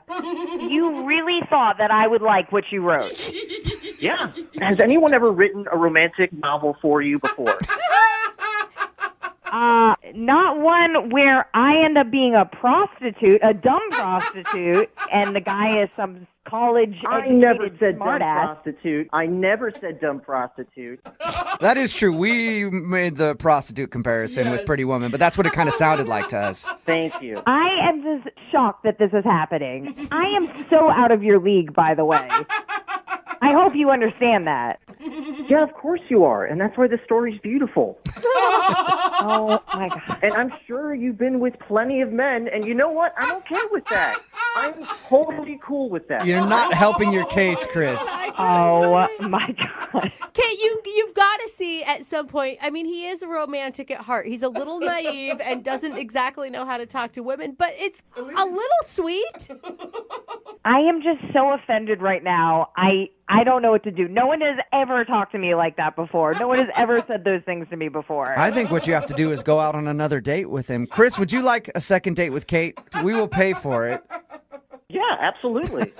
No second date. That's not happening. But Kate, you're the one that wanted us to call him in the first place, so this could be a successful second date for you. I don't want to give him any more material for his novel about me being a dumb prostitute. So, no way. Listen, I just need you to read the story, okay? I think if you read it, everything will be explained and you'll understand everything. Chris, I'm sorry, man. I don't think Kate is going to see your point of view on this one. Kate, I want you to know that no matter what happens today, you will always be my dirty girl. Lovelier words have never been spoken, have they, Kate?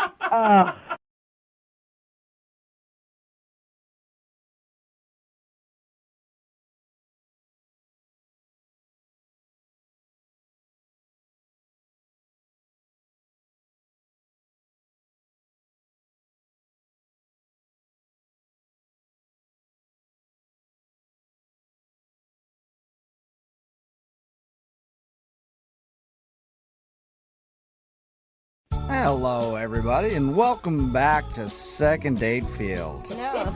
Taking the plate right now is Kevin. Kevin went out with a girl named Denise when he stepped up to the plate, and strike number one came when he got in a car accident and couldn't pick her up for the date. And if that wasn't enough, strike number two came after the restaurant didn't have Kevin's reservation down in their records. And of course, strike number three when Kevin went in for a kiss at the end of the night and got the old N.O. He went in for a kiss and she said no. And Kevin, of course, thinks he's not getting a call back because his date went so bad. Now, are you sure after listening to that play-by-play that you maybe shouldn't just chalk this game up to a loss and move on? Why not take a risk? All right. You liked her that much. Yeah, it was fun. That's right. Sometimes in life you strike out and then you just have to get right back up there and swing again. Am I right, Kevin? Sounds good. All right. Let's hope you don't get sent back down to the minor leagues. All right, you ready? Let's do it. He's like, yes, I've been ready for a long time, and I want you all to shut up already. Yeah, I'm glad you said it, not me. All right, here we go, Kevin.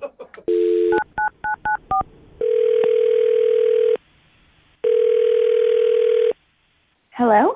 Hi, I was looking for Denise. This is she. Hey, Denise, how are you? Who is this? Jubal from Brooke And Jubal in the Morning, the radio show. Okay. I've heard of it.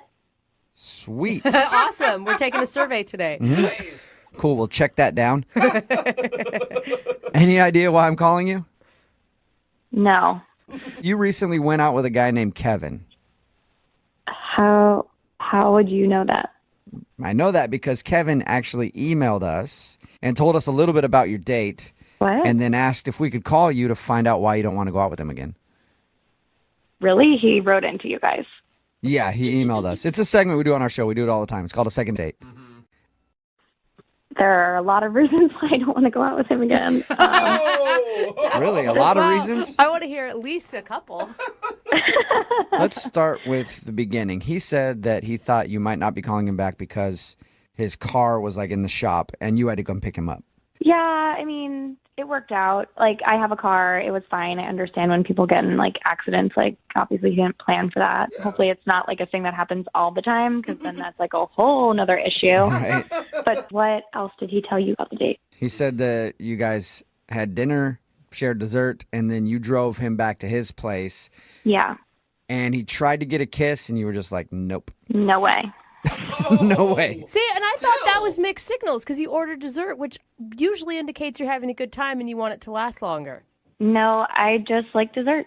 Oh, okay. So you can sacrifice hanging out with a dude you're not that into for some chocolate. I get that. All right, so he wasn't so terrible that you couldn't eat dessert with him, is what you're saying. I could handle a couple more minutes. Okay. So what didn't you like about him then? It all sort of started when I picked him up. I was okay with picking him up, but when he got in the car, I could just tell that he was really frazzled. And I get it. He was just in a car accident, calling his insurance. Like, I totally am a human, and I understand that, like, that's really stressful. But when he got in the car, he said he was tired, and I was like, do you want me to take you home? But he just said no, and he just asked if we drove to the restaurant in silence because he was just going to take a little micro nap. Are you Take a serious? nap? He slept in the car while you drove to the restaurant? Yeah, I was like, you know what? It's when, like, fine, turn on the radio, like, let him zone out. Oh, my God. Totally get that. Then he actually closed his eyes, said, like, thanks, like, we'll catch up when we get to the restaurant. Shut up. I could not. What was going through your head when you're driving in the car with this sleeping stranger sitting next to you? It was, like, just really bizarre. Did he ever address it? Like apologize? Like, hey, I'm sorry that I took a nap. No. In fact, when we got to the restaurant, I put the car in park, and he just snapped right awake. And it was like, oh, here we are. And I mean, it was so weird. Like, he just was like this brand new, refreshed person after this 10-minute car ride and this little nap that he took. That's all the guy needed was a nap. Yeah, it's back to A little power nap, and then you're good. Yeah, I mean, we were having such a good time. Like, really nice, easy conversation. And then we ordered dessert. And right after we ordered, he said, I'm going to take a little nap again. What? At the table? At the table. Is he? Was he joking with you at that point? No, so I asked him if he was joking, and he said he wasn't. And before he even finished that sentence, he was curled up in a little ball in the booth in the back of the restaurant. Oh, my God. Like he actually curled up in a ball in the booth? He laid down. Pretty much. I mean, he wasn't sucking his thumb, but he was getting very comfortable. And he wasn't kicked out of the restaurant? I've done that a lot drunk, and they kick you out. Yeah, that's probably because of the drunk part, Oh, Jubal. maybe. Okay. Yeah, not the sleeping part. How long was he asleep for? Like 15 minutes. Wait, But so again, it was like they put the plate on the table, and he just snapped awake and was like ready to have more conversation, and I was just very confused. So you're sitting there twiddling your thumbs for 15 minutes. Yeah. And then he just goes back into talking about whatever you guys left off on? It was incredible. I have never heard or seen of, this ability to nap anywhere, but it happened on my date, and I don't know. I know the perfect way to figure it out, Denise. What's that? Why don't we just ask him? Because Kevin's actually on the other line listening to this conversation, and he wants to talk to you. Or sleeping through the conversation. Yeah. I don't... What? Kevin, are you there? Hi, Denise. Yeah, I'm here. Wake up, Kevin. This is not happening. No, it actually is.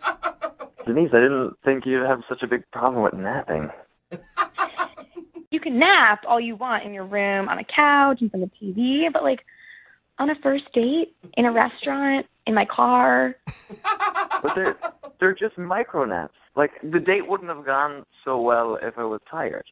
What? Right. But I asked, in the beginning, I said we don't have to do this. Like, I totally, like I knew you were stressed out. I could see it. But we did go on a date. We had a great time on the date. We even had dessert, and I only had 2 naps.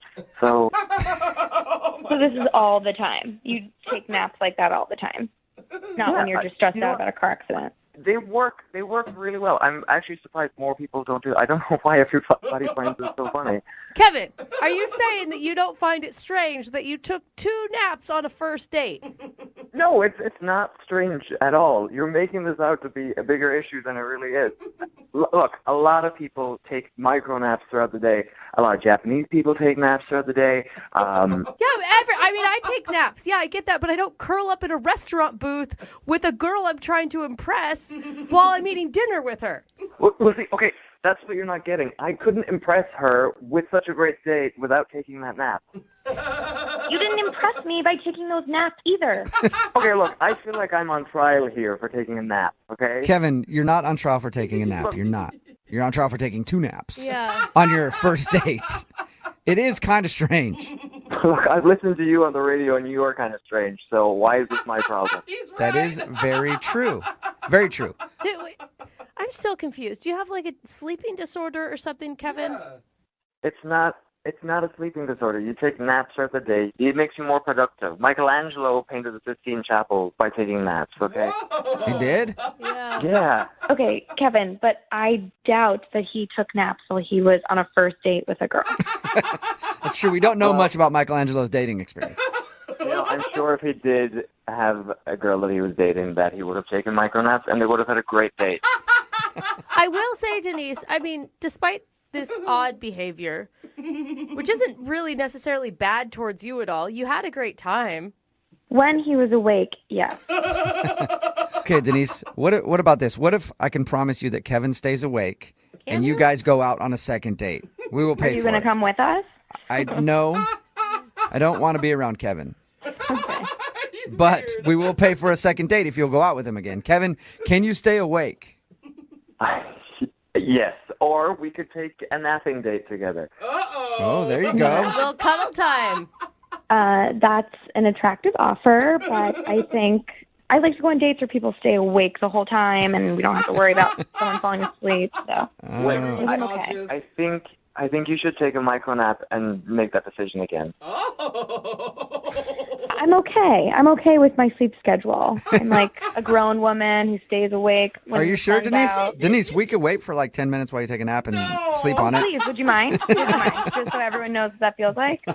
I'm good. All right. Well, Denise, thank you very much. Yeah. Kevin, I'm sorry we couldn't get you a second date. It was worth a try. Or maybe warn people about your micronaps. Let them know what you're doing first. Or just learn how to stay awake for a 4-hour span. I don't know. You know, you guys are really missing out here. These micronaps are the way of the future. If you want to be productive, if you want to, bring your ratings up, you should probably try some micronaps. Hey, we'll try anything at this point. So, yeah, why not? You ever have one of those days where you feel like the world's just making you its personal toilet? Like it's a day after it had some bad Mexican food, and it just keeps dumping on you over and over and over again. Well, that's the kind of day that Kevin had when he decided to go out on a date with the girl that he wants to call today. Her name is Denise, I guess. Kevin, your email said that you had a terrible day when you went out with this girl. Oh, my God, the worst. I don't even know what happened, and I already feel empathy for you. Thanks. So tell us a little bit about it. What was so bad about your day? Okay, so leading up to the date, somebody rear-ended me. So I had to bring the car into the shop.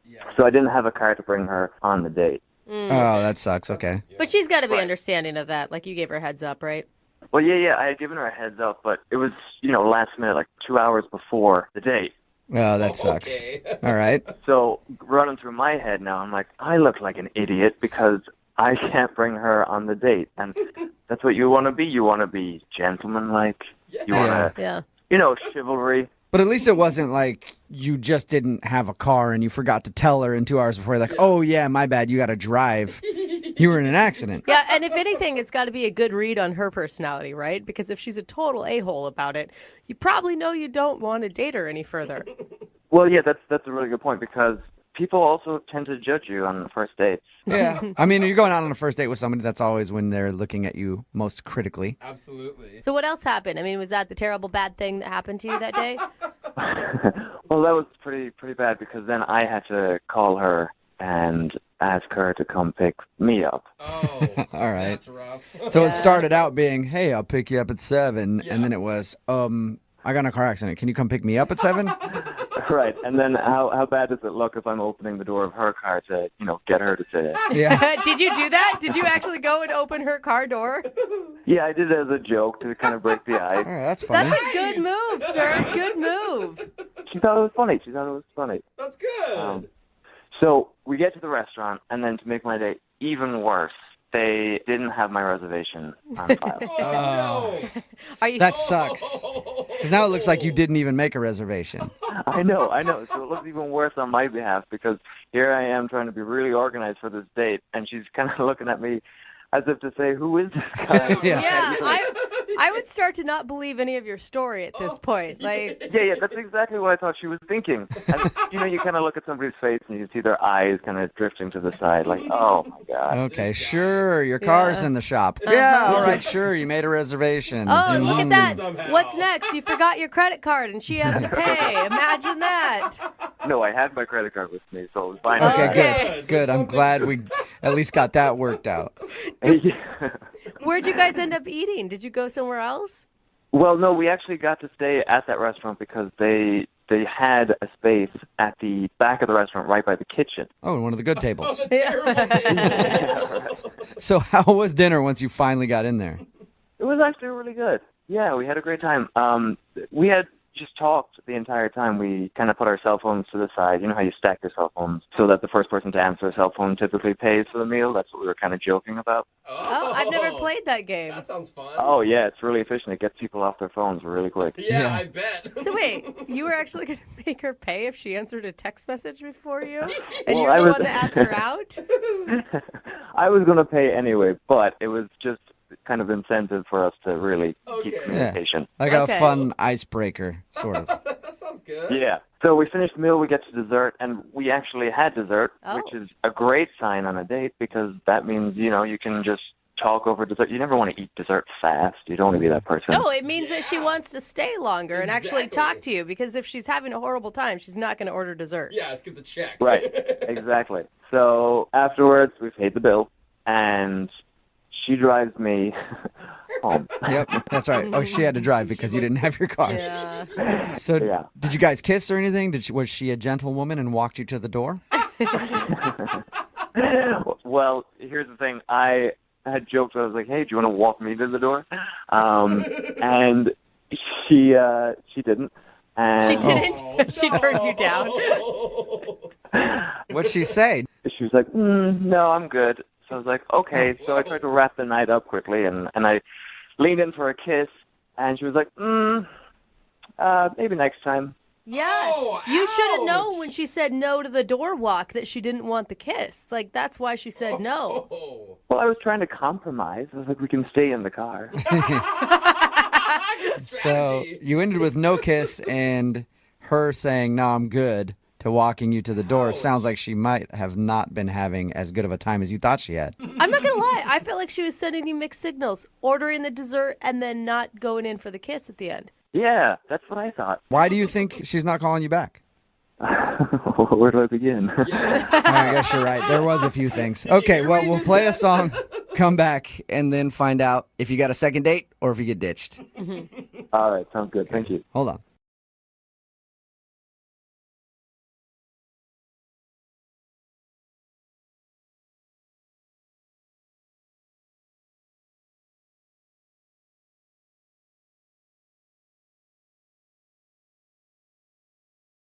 If you're just tuning in for the second date, we're on the phone with a guy named Kurt.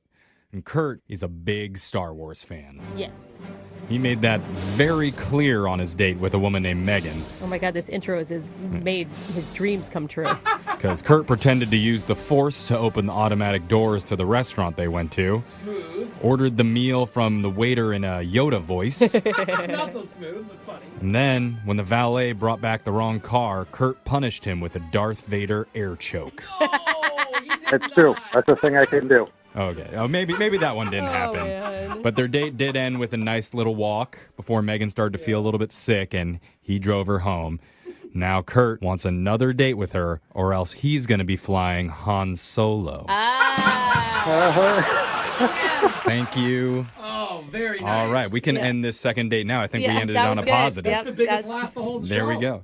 Yeah, I don't know if you're single, but it sounds like you're right up my alley there. That's right. Hey, Jeff. You get a date too, Oh my bro. gosh. You know what, though? I will say, I think most women I know love a guy who can nerd out about something. Yeah. You know, and like it shows that you are interested in something, that you have your own thing, and that you're not pushing it on her. Like you were totally okay that she's only seen one movie. Yeah, again, thinking back, what could you have done differently? Maybe I came off as too much of a nerd, or some diehard Star Wars nerds get that kind of like creep wrecked, so maybe it was that. Yeah, well. There's a chance she could be a Trekkie, too. So maybe it's just like that not would really in make the stars. Dare say that word. I know. I mean, I don't want the second date if that is the case. All right. Okay. All right. Yeah, I don't blame you. He's a true Star Wars fan. Yeah, well, let's call Megan right now and get your second date, okay? All right, man. Just use the force, please. Never ends. All right. All Yeah, right. I don't know if it's a good thing to be forcing women, but I didn't mean that. I didn't mean it that way. okay. Yeah. I'll do my best. Okay. Okay, let's dial the number. right. Here we go.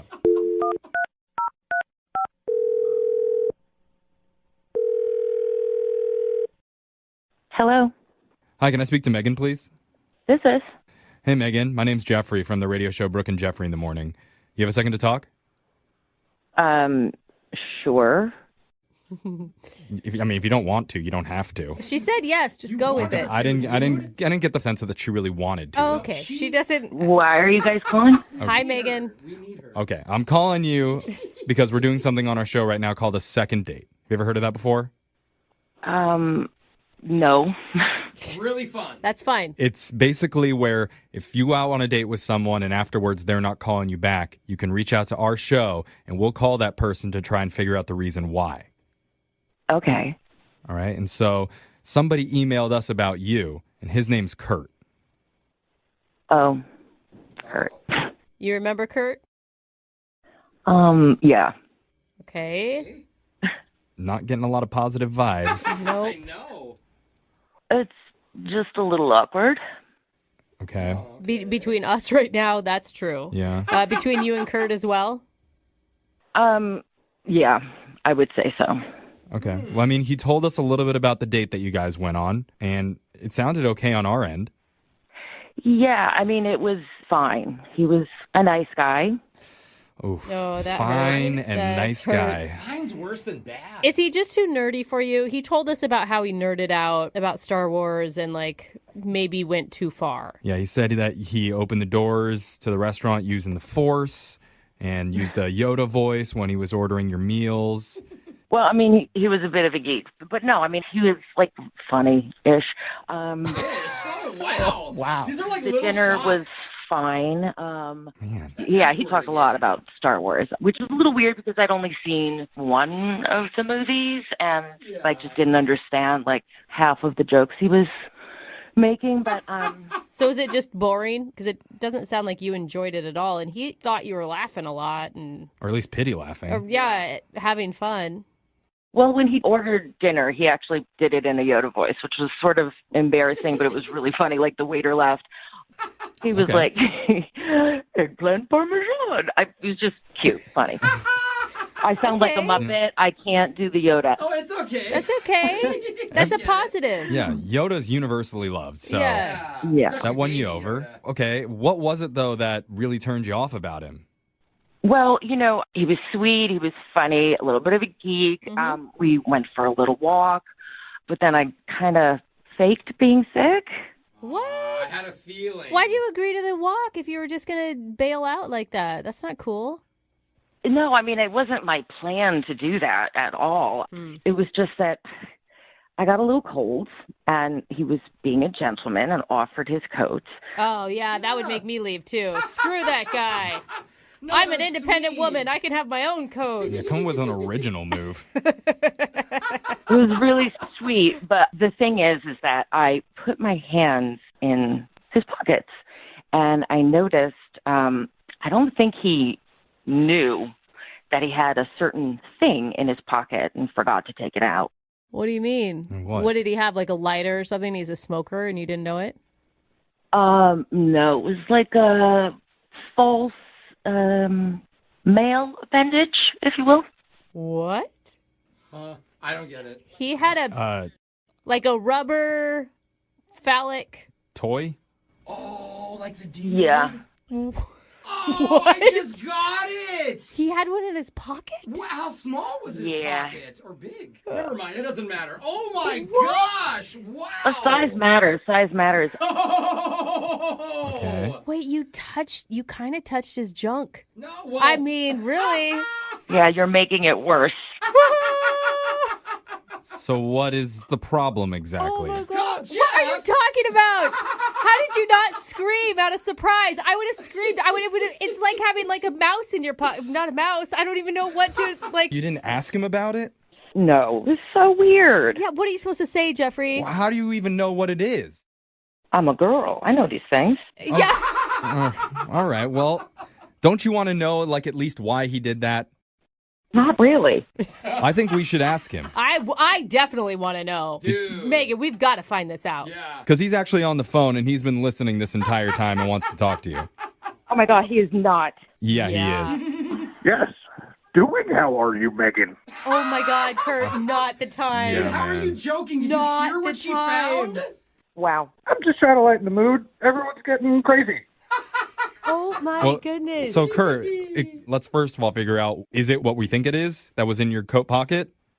No, I mean, I guess arguably it could be used that way, but What? okay, we've clearly established I'm a maybe way too big of a Star Wars nerd here, but it was just, I was going to do one more kind of Star Wars bit, and it was just it's a lightsaber, like a plastic rubber lightsaber, and A rubber lightsaber. I've never seen That's one what of I call it those. too, Kurt. Yep, exactly. Hey, honey, pull out your yeah, lightsaber. I swear, it was innocent. It was innocent. Wait a minute. Like a flimsy lightsaber? No, Megan, describe exactly what you felt. Was it smooth or did it have the... Was it a ribbed? What are you asking? It was smooth. It was smooth.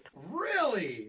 So, I mean, I had like 3 Star Wars jokes lined up just to try and break the ice.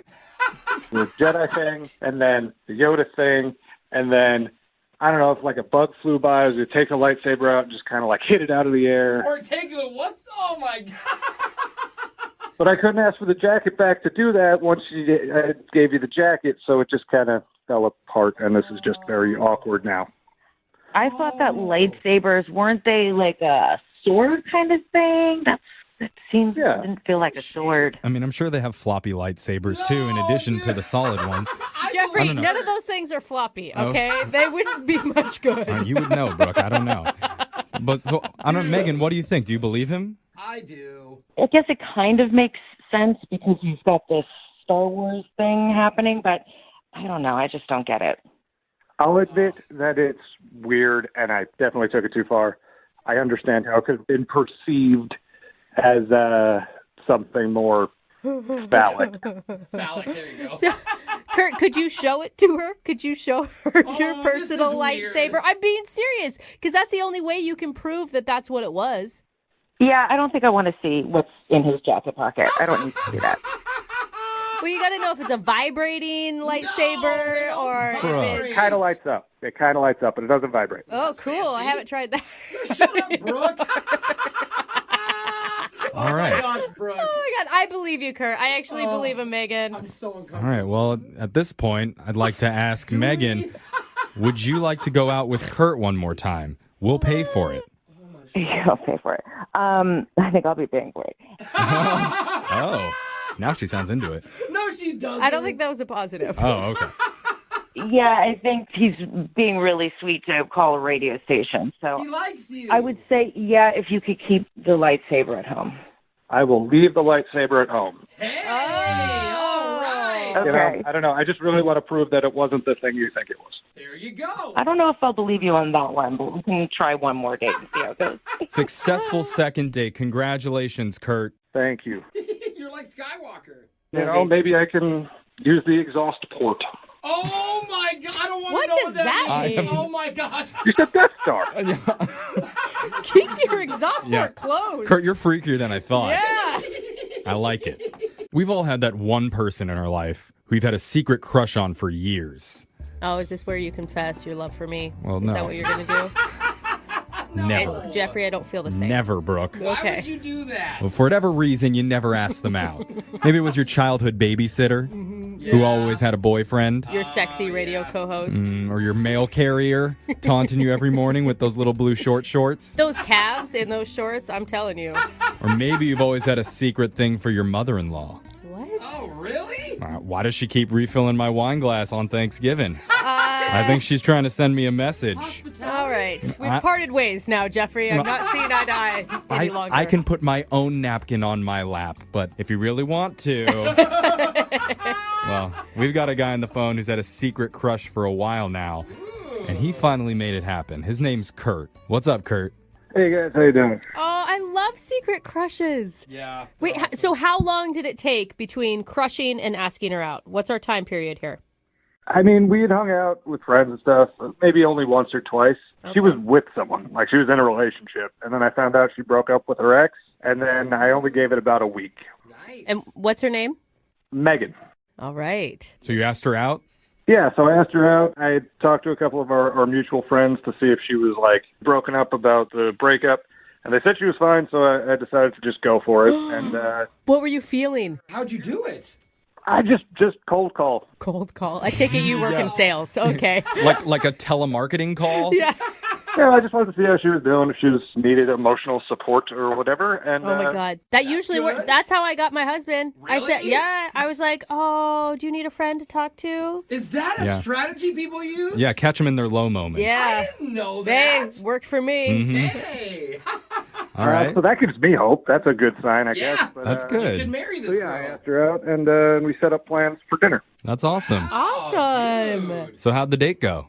I mean, I think the date went pretty well. Like, when I picked her up, she looked great, and we laughed a whole bunch. I mean, there's some things in hindsight that maybe I could have done differently. Name one of them. The restaurant we went to, it had automatic doors. So when we got there, I kind of did, like, the Jedi thing to try and open them. Nice. I've done that a lot of times. Was she impressed? She kind of laughed, but maybe thinking back, it was more like a pity laugh. Oh, come on. That's funny. I mean, that's a dad joke thing. It like, is, that deserves a pity laugh. Yeah. I mean, I'm not going to lie. I'm a pretty big Star Wars nerd, so, like, I brought it up a good amount of times. Wait, you brought up Star Wars or the joke you did? Did you just keep talking about how funny Star you were? Wars. I did other Star Wars jokes on top of the Jedi thing. This is, I think, where we're getting to the problem. What else did you do? I ordered in, like, a Yoda voice. Oh, no. Okay. There we go. Okay, when you said a couple of jokes, I mean- this sounds like the entire night. Full character? Yeah, can we hear it? I was like, chicken parm I will get. Pretty good. Yeah, actually, I'm impressed. I mean, if she's not impressed with that, then you should be dumping her. No, come on. Why were you doing that? Were you nervous? Like, why were you doing that? On a date, like, I think it is important to put yourself out there and show who you are, and that's a big part of who I am. Hey, that's good, honestly. It's a really good point. Yeah. I mean, has she seen the movies? Like, did she know? She had seen one of the movies, the newer movies. And look at, you're open-minded enough to want to go out with her again. Oh, I figured maybe we could watch it together, like bond over it, see how that goes. Oh, that's good. You can show her the first ones. Yeah, and the night didn't end at the restaurant. Like, we went for a walk afterwards and talked, and we're having a good time. Okay. Good. I was trying to actually tell her what movies to watch and what order and all that. And at one point she got cold. I gave her my jacket. She seemed to appreciate that. Very gentlemanly. Very Jedi-like. Very Jedi-like. Force is strong with this one. So she didn't seem turned off by the nonstop Star Wars conversations. No, I mean, in hindsight, again, maybe I was a little heavy-handed on it, but overall, it didn't seem to deter anything overall. Like I said, we kept going, and if the Yoda thing wasn't the peak, then, you know. Right. It would have ended at dinner, for sure. Well, and you guys had some romantic moments. Like, a guy giving your coat is, like, pretty, it's as cute as it gets. How did it end? Well, so midway through the walk, she started saying she wasn't feeling good. And I said, okay, let's go back to the car. You know, something she ate at the restaurant or whatever wasn't sitting right with her. I don't know. But, you know, the ride home, we didn't really talk. And when we got there, I asked if she wanted me to walk her in, and she said no. She said thanks for a lovely evening, and that was it. So I've texted to see how she's feeling and left voicemails. I've talked to friends. A few friends said they saw her and thought she looked fine. So Yeah, okay. She turned to the dark side. Yeah, maybe. Makes sense now. Yeah. Yeah. I wonder what it was, though. Like, I don't know. That's why I'm calling you guys. So. Okay. Well, normally this is the time where I'd say we'd play a song and come back, but maybe, Jose, can you do it in a Yoda voice? Oh, I would love to. Play a song, we will. Be right back. Back right be. Back before you know. Okay, I'm really not good at this. Okay, yeah. Now I understand why she's not calling you back. We'll play a song, come back, and get your second date, okay? Yeah, that's what I wanted to say. All right, hold on.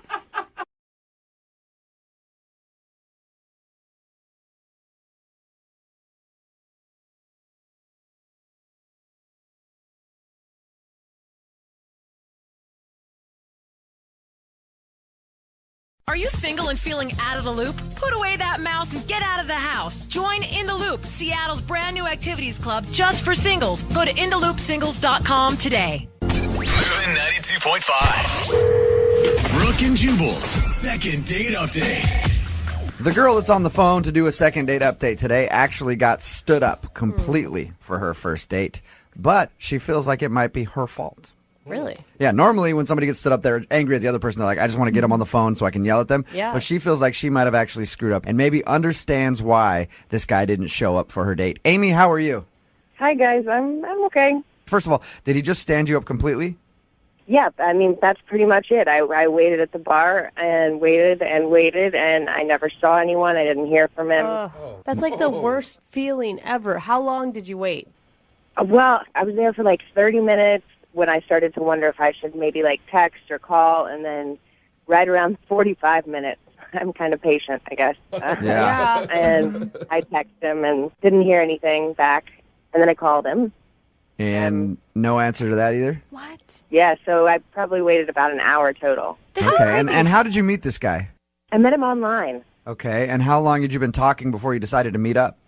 We were chatting for like 2 weeks, and we had pretty lengthy conversations. And I really felt like I knew this guy and, knew a lot about him. And, I mean, I don't know if any of you have done online dating, but it's pretty clear, the guys that are just looking for one thing, and they pretty much get to the point really quick. I mean, most guys aren't going to spend 2 weeks figuring out who you are and what you like. Unless they're good at it. And then you'll have no idea that that's all they want. So you just made plans to meet at this bar, and then you're waiting there for like 45 minutes. And what's going through your mind while you're waiting for him?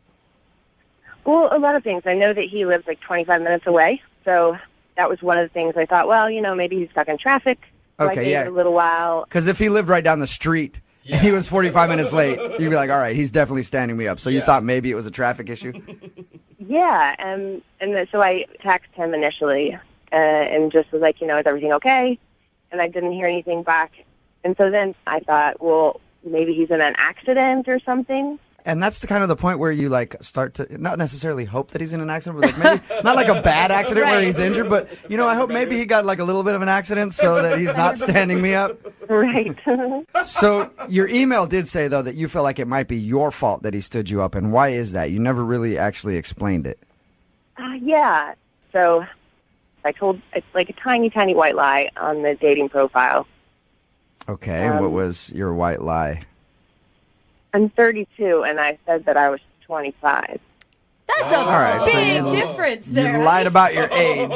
7 years, that is a big age difference, Amy. I mean, you know how it is. Guys want younger women, and at the time it seems like the right thing to do. And did you ever come clean about this? No, I have not come clean. So that's my thought, is that maybe he Googled me. Or Facebooked me, or... So you've been online dating a lot, you said. What do you do when guys show up, they think you're 25 and you're actually 32? How do you break that to them? I mean, I don't think that I look that much different than I did. God. I was using a picture from a few years ago, but I really don't think that I look that different. Amy, you were catfishing him. Here's the deal, is once you hit the 30 mark, you get less messages from people.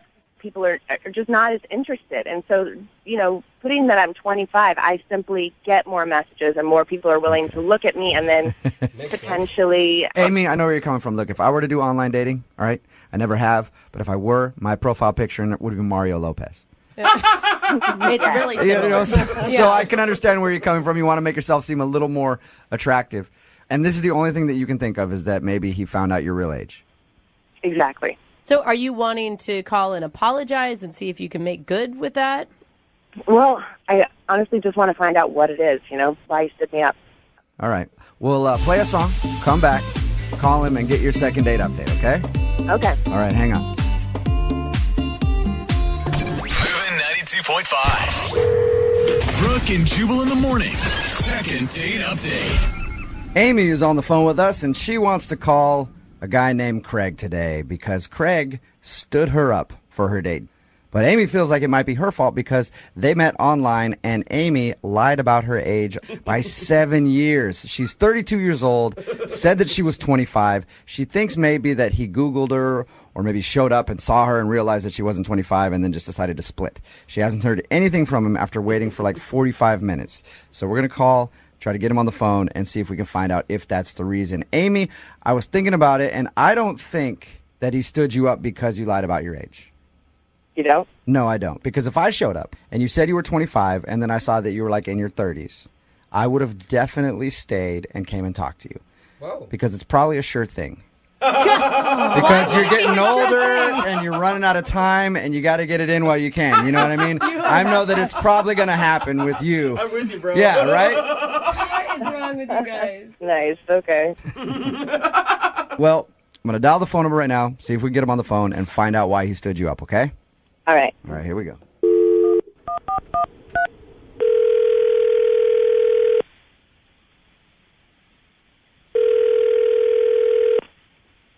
Hello? Hi, can I speak to Craig, please? This is Craig.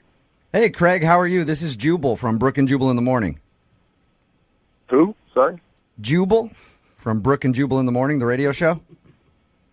Hi. Hi, how are you? Fine. Sorry, why are you calling? I'm calling because you recently sort of went out on a date with a listener of ours, and they wanted us to get a hold of you. Oh. And I say sort of went out on a date because you never actually showed up to the date. You're talking about Amy? Yes. I am talking about Amy. She emailed us and told us that you guys have been talking online and made plans to meet up at a bar, and then you no-showed. I'm sorry, so she called you and wanted you to call me? Yep. Or... Yeah, because apparently you haven't answered any of her phone calls or texts or anything like that. Oh, okay, so she's upset about it?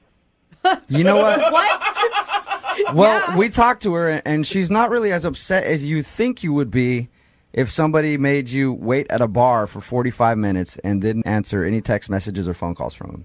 She just kind of wants to know why. It's really complicated, and it's not her fault. That's important for her to know. I should have texted her. Okay. Well, if it's not her fault, can you tell us what it is so that we can let her know? Because, I mean, you can imagine if you're in her shoes and you make plans to meet with somebody that you think is cool and then they don't show up, it upset you a little bit, even if you're not like outwardly upset at that person. I can imagine that. Yeah. Yeah, I could see how, yes. So could you do her that favor and let us know why you would stand her up? I mean, I had every intention of meeting her and going on a date as we planned, but I live in Puyallup, and I just couldn't go through with it. What? Because you live in Puyallup. Well, I mean, kind of. It's a long story, but basically a situation that just makes it very difficult. Are you embarrassed because you live in Puyallup? I'm more confused. You say you have a situation. I'd like to find out what that means, but I'm confused why you just mentioned the cities. Basically, I live in Puyallup, and I don't go into Seattle very much, ever. Okay? I mean, the last time I was there was probably 2 years ago. What? You know, and it's not that far away by distance, but for me, going into the city tends to stress me out, and the closer I got to Seattle, you know, kind of my fears were building and kind of started to overwhelm me. Wow. Is it the traffic? It's traffic. It's people. There's a lot of tall buildings, and that's basically a lot of movement. And I honestly don't know how you guys do it. Like, you walk down just a regular street in a city, and there's so many sounds. You don't know where they're coming from. Like, there's people everywhere, cars. Traffic alone is enough to just, like, freak me out. You know, there's people changing lanes, not even signaling. So many bad drivers. How do you guys even operate? So correct me if I'm wrong, Craig. It sounds like you were scared of the city. I'm not scared of it necessarily, but it just... He's petrified I'm not of it, scared you know? of it. Yeah, I'm just really, really frightened of it. He just breaks out into cold sweats, that's all. I don't have nightmares about it or anything. You know, like, it's not like a horror movie for me, but it's just a lot. I understand, and that's something that's hard to tell somebody before you've even had your first date. Yeah, I mean, like, what am I supposed to do? Text her and say, sorry, I'm scared of the big city. Just I'm a little country boy, and I can't possibly drive in with all those cars and people. Did you see that giant space needle they got up there? You know what, Craig? I meet a lot of people like you after my comedy shows when I do them, like in Puyallup and stuff like that. They talk about the city of Seattle like it's foreign, like they've never gone there. And they're just like, I can't even drive in there because the traffic scares me and I hate going there. Anytime I invite friends from Tacoma, they're always like, oh, I hate coming to Seattle. Yeah. The traffic. And I'm all the sorry, parking. but he is playing such a victim role here when he's the one that stood this girl up and you never even sent her a text. Like, you could have made up any other excuse in the world. You didn't even have to tell her the truth. I'm not a liar. I didn't want to lie to her and also get into something else where, you know, she didn't know the real truth. So I just figured it was easier to not, you know. All right. But I do have to let you know that Amy is actually on the other line and heard everything that you just said. Hi, Craig. Oh, my God. Oh, my gosh. So I really wasn't sure why you stood me up, but I really never would have guessed that it's because you were scared of. Yeah, I mean, why would you go to that? I know, and I mean, why didn't you just tell me? You know what I mean? I waited there, and then I spent this whole time wondering, what did I do to make you stand me up? Because I really liked you, and all you had to do was, you know, answer my text message or answer my phone call. I know. I just didn't know how to tell you. And Yeah, Craig. I mean, listen, Craig. Amy is a 32-year-old woman.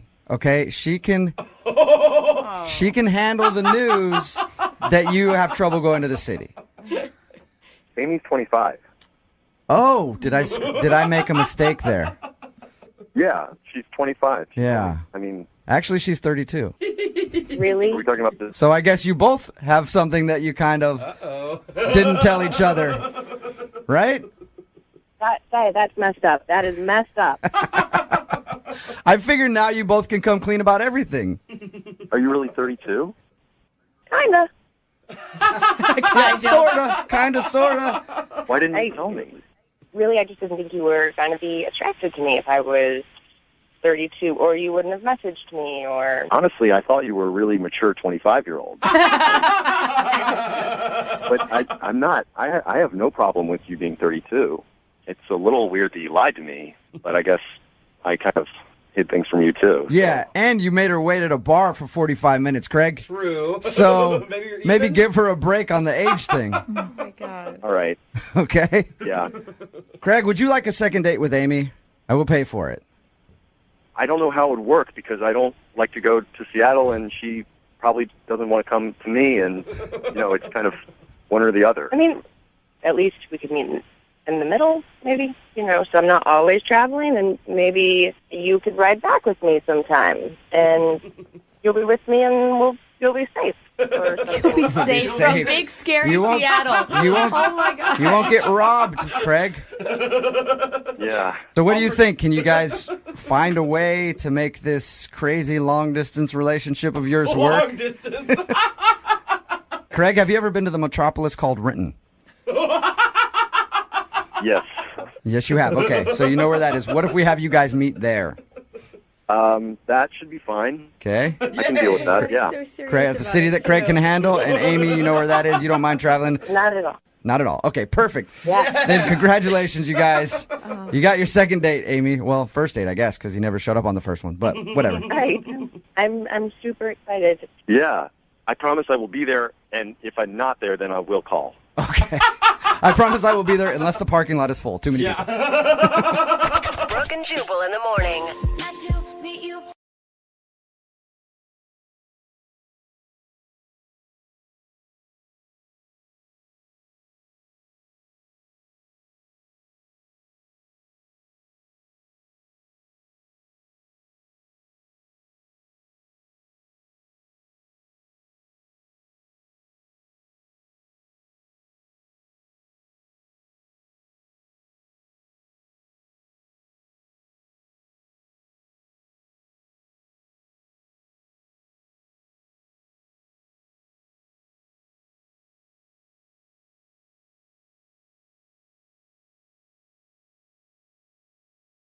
This is the first date I can think of in a while where the police actually got involved. What?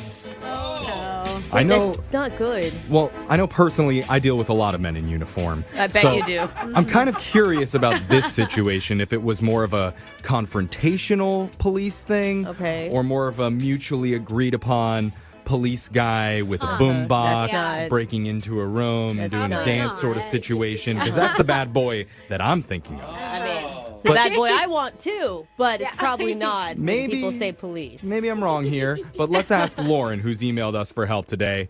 What's up, Lauren? Hi, guys. Did the police officer have rip-away pants?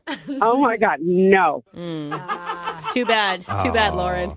Give us a little clarity here. Tell us about the guy that you went out with. What's his name? His name is Cameron. Okay, and is Cameron the cop? No, he is not the cop. He was, in fact, my date who got the cops called on him. Whoa. Okay, wait, hold on. How do you know Cameron? Where'd you meet him? I met Cameron on Bumble. Wait, I mean, it couldn't have been that bad if you're calling for a second date. Yeah. That's true. Well, so I'm just kind of worried about Cameron. I guess I just have to tell you. Tell us what happened when you and Cameron met. Yes, because this sounds juicy. I like it. We talked for a while on Bumble, and like all good things. I enjoyed the conversation, and he was a foodie like I am, but he liked weird food. So we were talking about it, and I was like, hey, I like weird stuff like chocolate-covered potatoes. Not too weird. That's not weird. That's good food. I have never had a chocolate-covered potato chip, and I want one right now. It's really I haven't either. Yeah. Really? Because salty and sweet together. Oh, yeah, it's good. Exactly. So what did you do? Did you go to the fair for your date? No, we didn't go to the fair, but we did the next best thing. We went to a weird restaurant who gave us salty and sweet combos, Ooh, nice. Ooh, that's kind of fun. All right. I mean, it's cool too because you have a shared interest. You're both really into food, so there's obviously probably something to talk about when you're at the table. Always good to have some common ground. Just what you're eating? Yeah. So Yeah, I don't know. It's really interesting to people who are into food. I'm into it. I love it. I'm like, oh, can you taste the texture and this and the contrast and stuff? All right. So what was it like when you met him? Well, when I met him, he looked nice. He was better than online. He was a little bit more built. His arms were bigger. Well, isn't that a little? Go. It's a little salty, sweet surprise for you right there. I think more guys should post bad pics of themselves, so then when you show up to the date, you No, look hotter. it's already hard to find some to swipe to. Don't do that. Okay. Well, that's good. So you're off to a good start even before you even talk. Yeah. Yeah, and so we ordered, and Good. I just thought that it was really nice of him, but I wanted to get up and wash my hands. So I had to get up and leave the table. Okay, that seems pretty normal. I don't even know why that's part of the... Well, here's the reason why I'm telling you that I did that. Okay. Because when I came back, it was like a movie.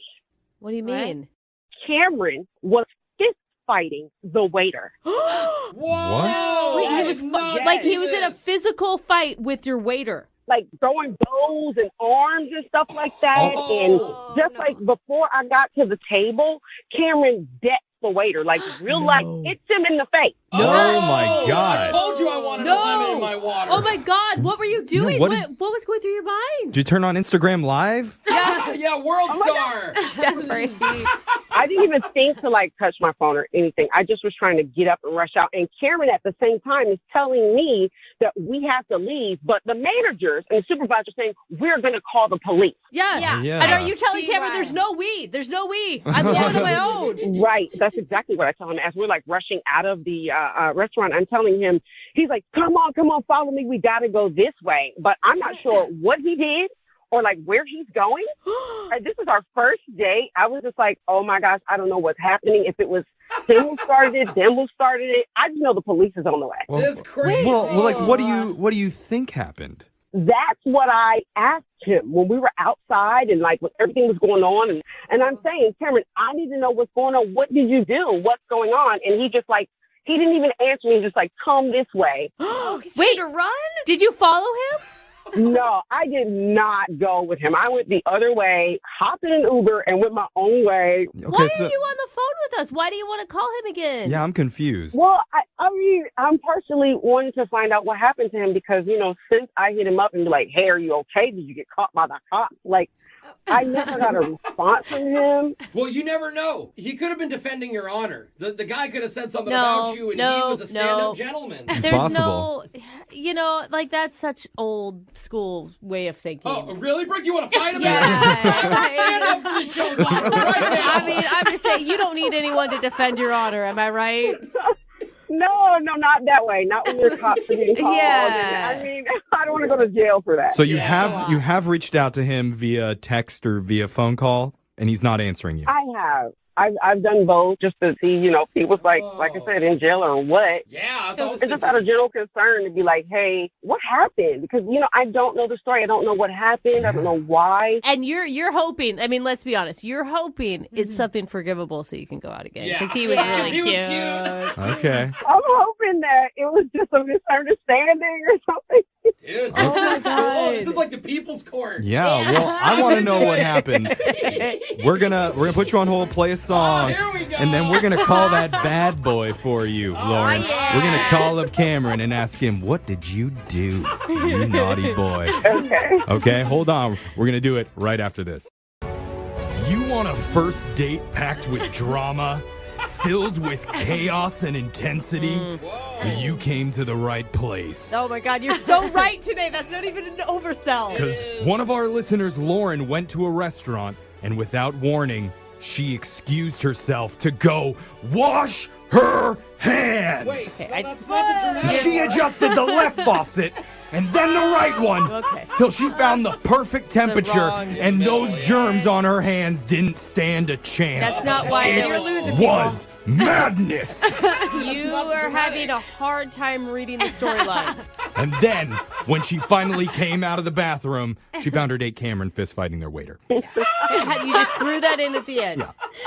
And the cops were called, and afterwards Cameron tried to convince her to run down the street with him. She said, no thanks, I don't want to do that.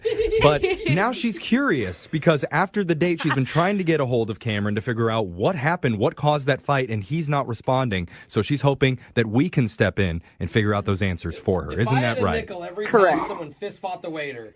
Yeah. I mean, I'd be a millionaire. Honestly, I am so invested in this. It's been a long time since I've been this excited about calling someone. It's pretty good. I mean, and the thing is, there's not a lot on the line for you, right? Like, he either turns out to be a total jerk, which good riddance, or he turns out to have a great excuse and you get to go out again. Okay, but he's not a jerk. I had fun with him for at least half an hour before all of this happened. Yeah. So He went a full 30 minutes without fighting somebody. He's a pretty good guy. Without punching one waiter in the face. That's You're pretty right. cool. You're He right. hit a busser, but it wasn't the waiter. Yeah, I mean, let's give him some credit. All right, so I think we're ready to give Cameron a call. Are you ready to do this, Lauren? I am ready. Okay. Oh, good. Here we go. I'm going to dial his number right now.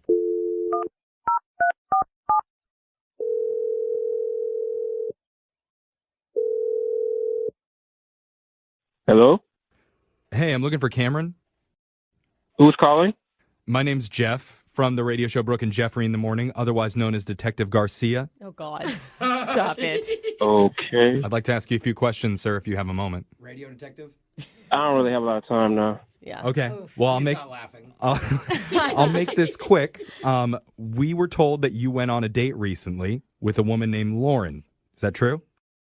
You're a detective?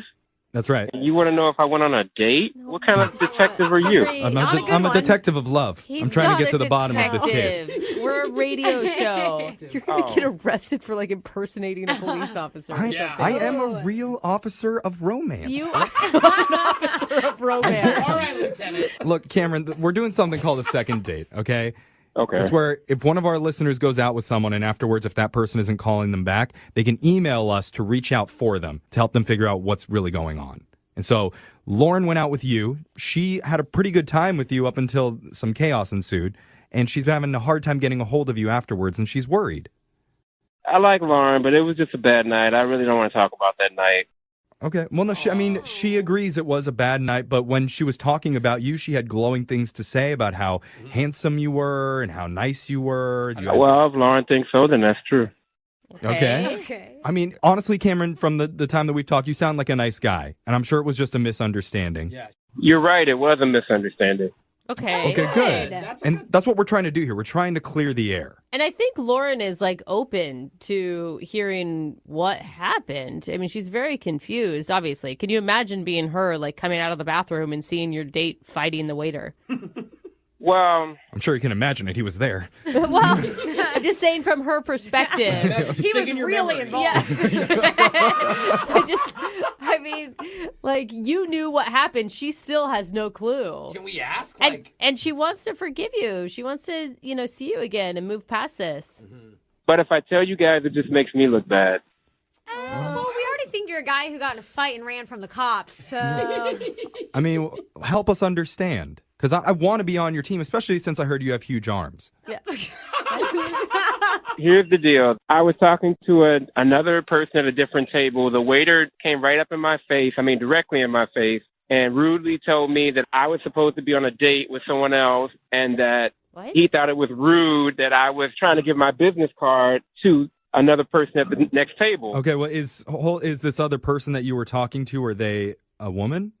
Yes, I gave her my business card. I'm a trainer. So wait, so the waiter was interfering because the waiter saw that you were on a date, Yes. thought you were trying to hit on another woman, and was trying to put a stop to it while your date was in the bathroom? Yes, and he was arguing with me. He was saying, "Oh, you're not doing business," and you're not. He was basically right in my face after I told him to move on, and he was very rude, and he was a little aggressive. Why would he care so much? Well, same thing, though. I mean, he thought he was sticking up for her. Did you know the waiter? Did the waiter know? I don't know. I didn't know that guy. So wait, I used to be a server, and How I'm a did- very chivalrous man. But how does that lead to punching? Like, I still don't understand that. Like, you can be rude to someone He was directly in my face. I told him several times to get out of my face, and he kept coming at me, so he ended up on the floor. Sounds like you both are kind of that escalated. Yeah. Oh, jeez. Okay. Did you tell Lauren any of this?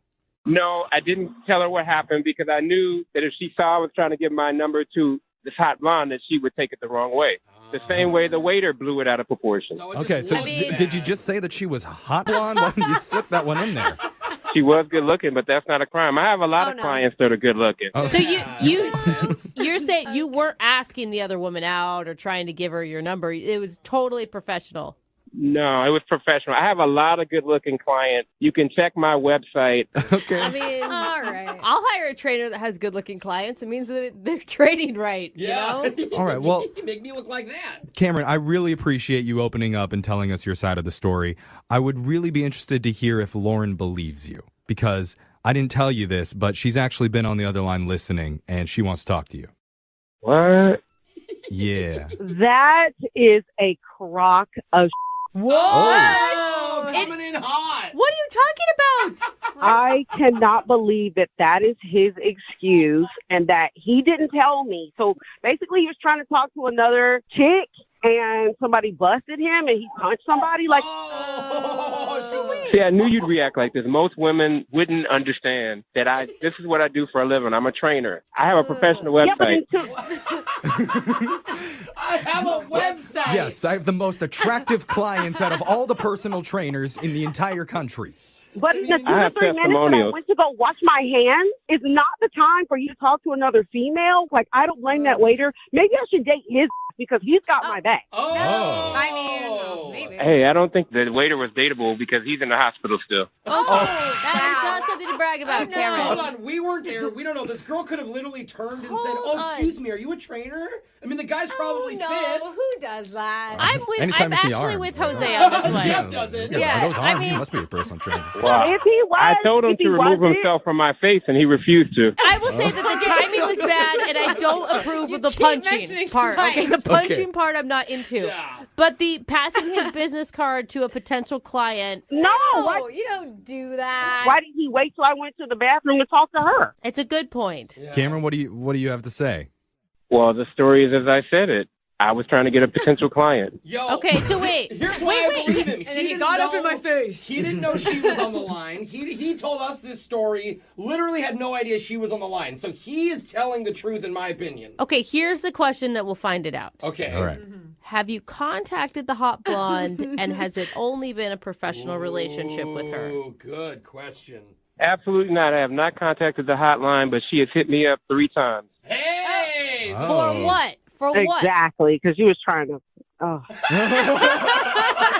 you up for what? She wants to get training sessions. Lauren, I think you should give him another chance. I think you should believe him. Okay, I don't think we should believe him. He punched somebody and he almost made me go to jail. I wanted to see if he was going to say sorry. So what I was expecting for him to be like at least remorseful that he hit the guy. When I walked up, you were already like gonna punch him, but you've not even said anything about that. It was about a hot blonde. Get the fuck out of here, Cameron, None of us were there, do you want to say sorry? I'm sorry that you were offended, but I'm telling you the truth. I actually was defending myself. Okay, well, it was. It That wasn't was not even an apology. Yeah, I mean, it was half of an apology. and with that said, I would love to send you two on a second date. We'll pay for it. Cameron, what do you say? I'll be happy to go out on a second date. Oh. See? Okay. He does like her. I think maybe he wants the personal trainer even. Yeah. I did not say that. I don't mix business with pleasure. Oh, okay. Oh, is that a challenge? Well, he is interested. Lauren, give him another shot. Hell no. Oh. Yeah. It's all right. You set your boundaries. No, he's He got a crossed hard them. body but a soft heart. All right, well, Lauren, I'm sorry, but Cameron, I'm going to need your number, okay, bro? All right, I want to bulk up, that's all. I got you, bro. All right, nice. I'm going to fight somebody. Are you single and feeling out of the loop? Put away that mouse and get out of the house. Join In the Loop, Seattle's brand new activities club just for singles. Go to intheloopsingles.com today. Moving 92.5. Brooke and Jubal's second date update.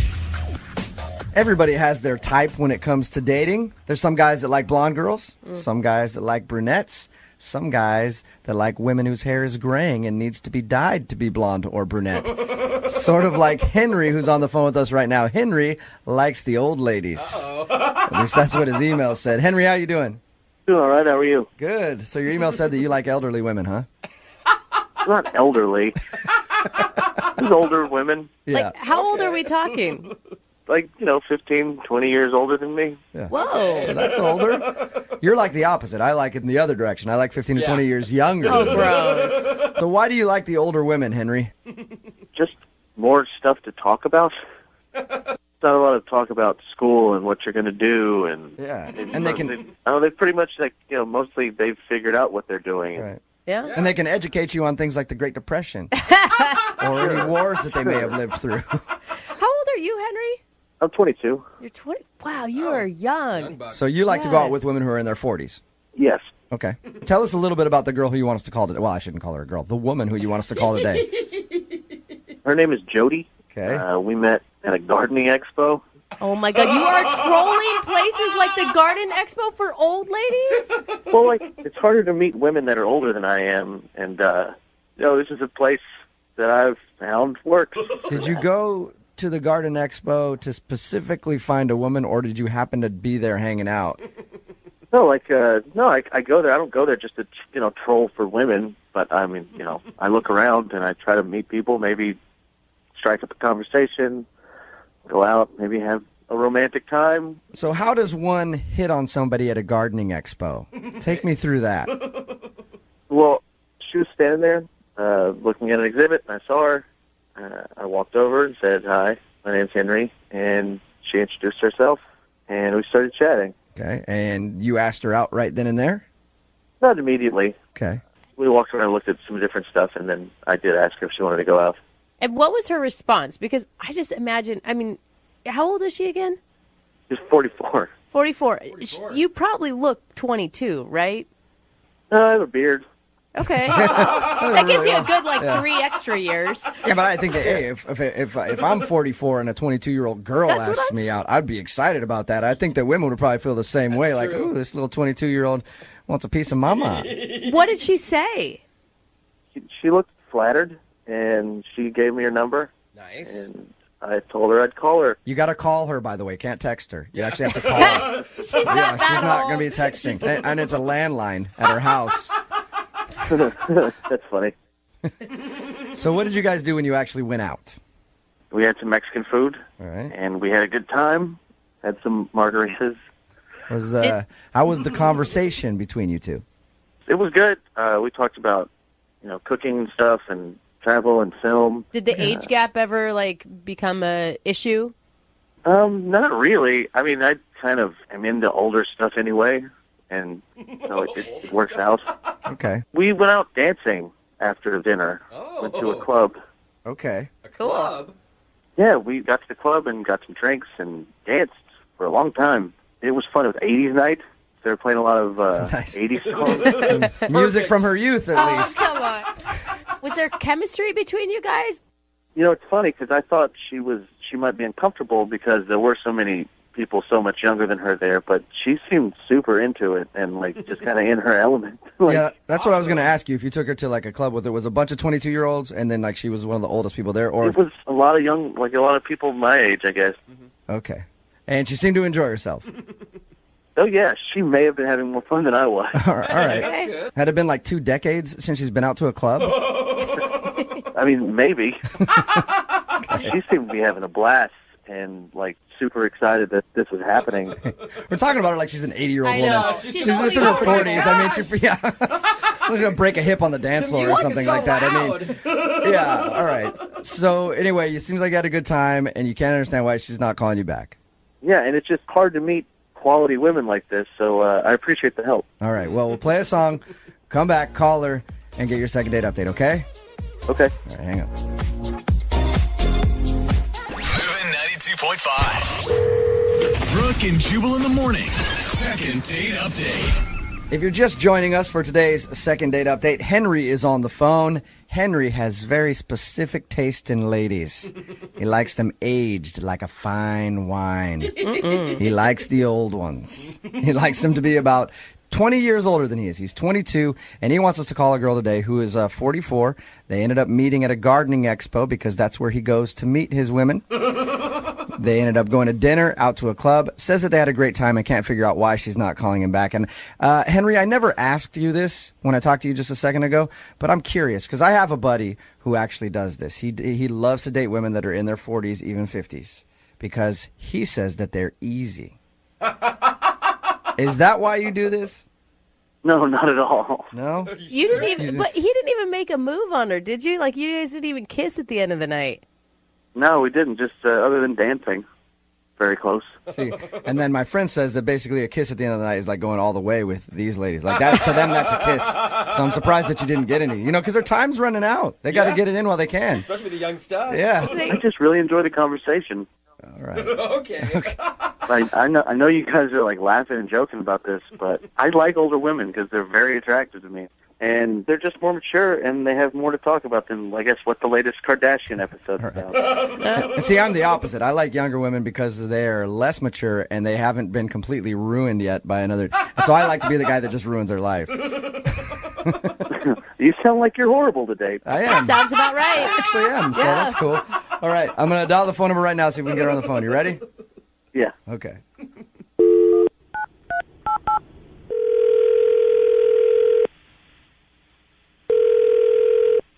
Hello, Hi, can I speak to Jody, please? this is she. Hi, Jody. How are you? This is Jubal from Brooke and Jubal in the Morning. Who? Jubal from Brooke and Jubal in the Morning, the radio show. Okay. Hi. Hi. How are you? I'm good. What can I do for you? Well, I'm calling you today because one of our listeners recently sent us an email about you. They did? Yep, they did. His name is Henry, and you guys recently went on a date. Okay, yes. I remember Henry. Okay, well, Henry really enjoyed your time together, and he emailed us because apparently you're not calling him back, and he would love to see you again. So he asked us if we could get you on the phone and find out why. Okay. I think I was going to... I don't really understand this, so...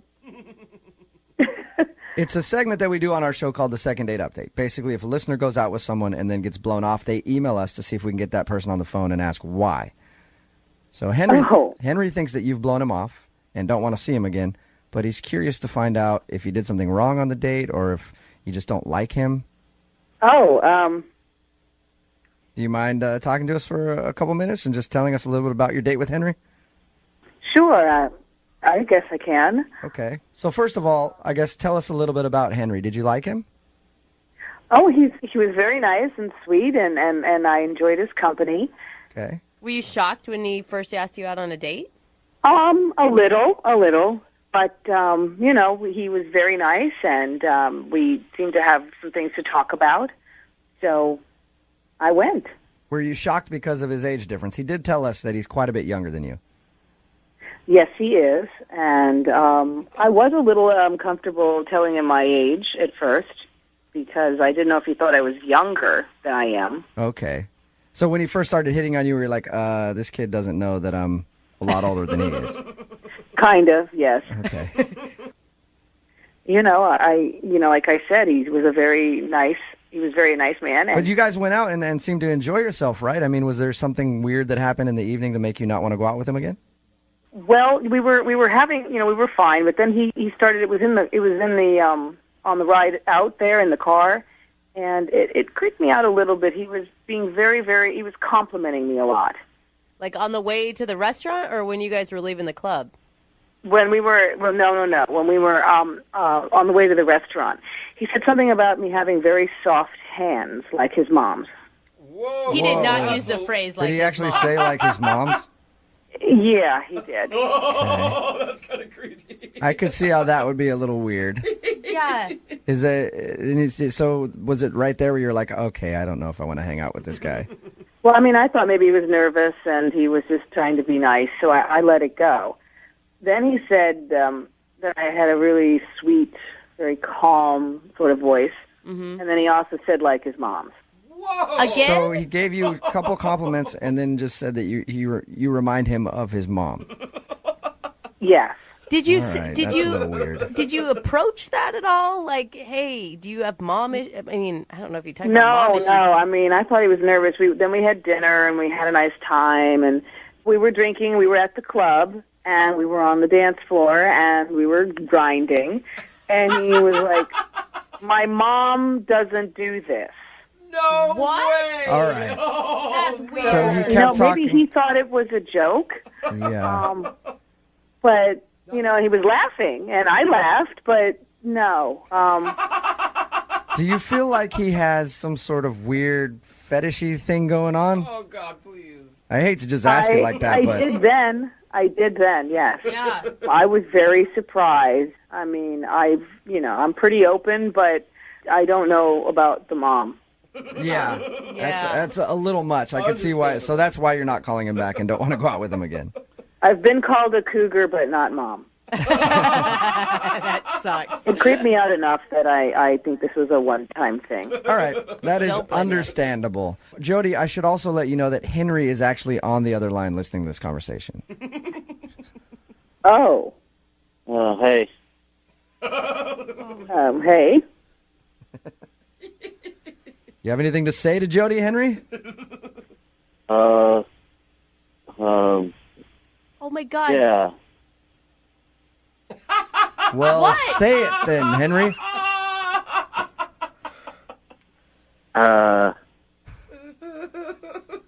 I'm trying to think about the night. Do you have Do like you a remember crazy? telling her that everything she does reminds you of your mommy? I don't think I said mommy.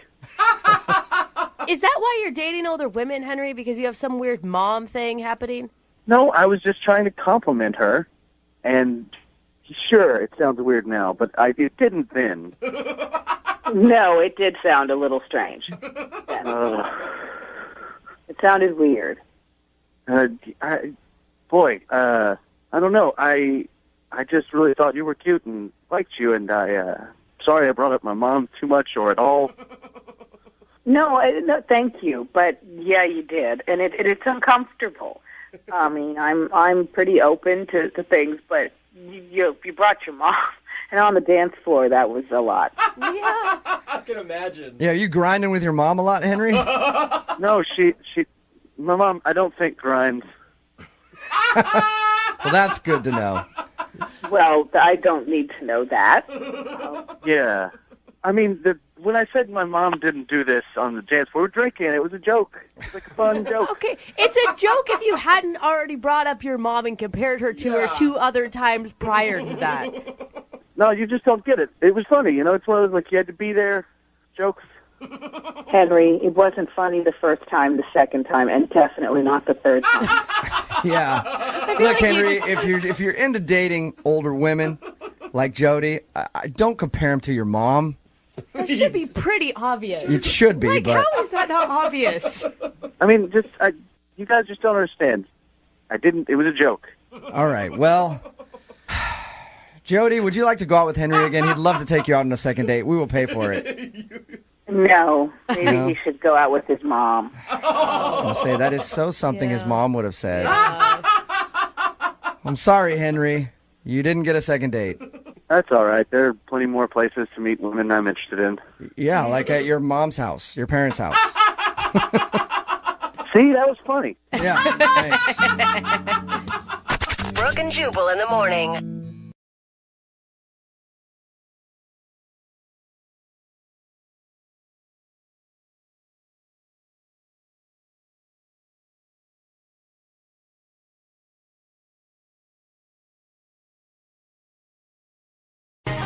Moving 92.5. Brooke and Jubal's second date update.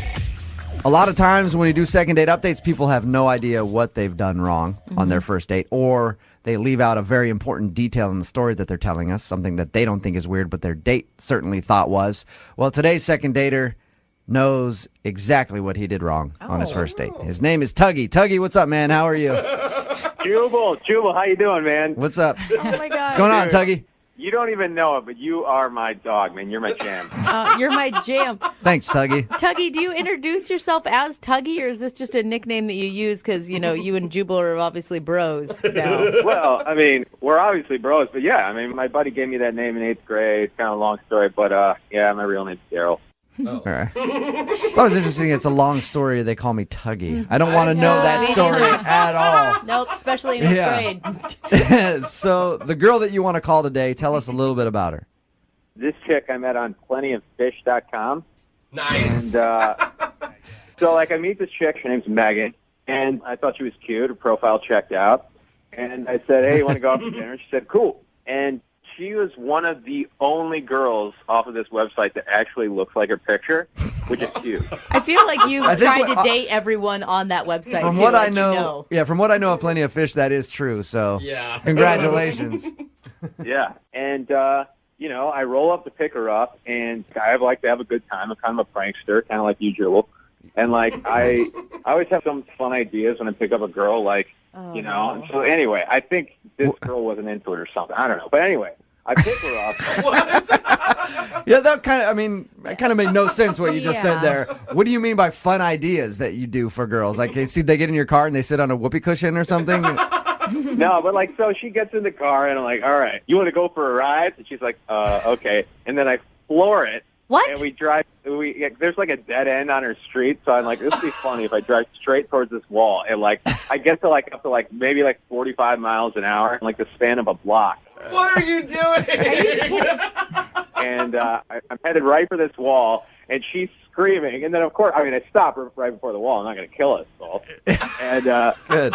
And she was really angry. Yeah. She just met a guy named Tuggy and gave her address out. It was her first mistake, and now she's in a car with him. This is so wrong on so many levels. What did she say after you pretended to slam into a wall? Oh my gosh. She gathered herself. And she said, "What the hell was that?"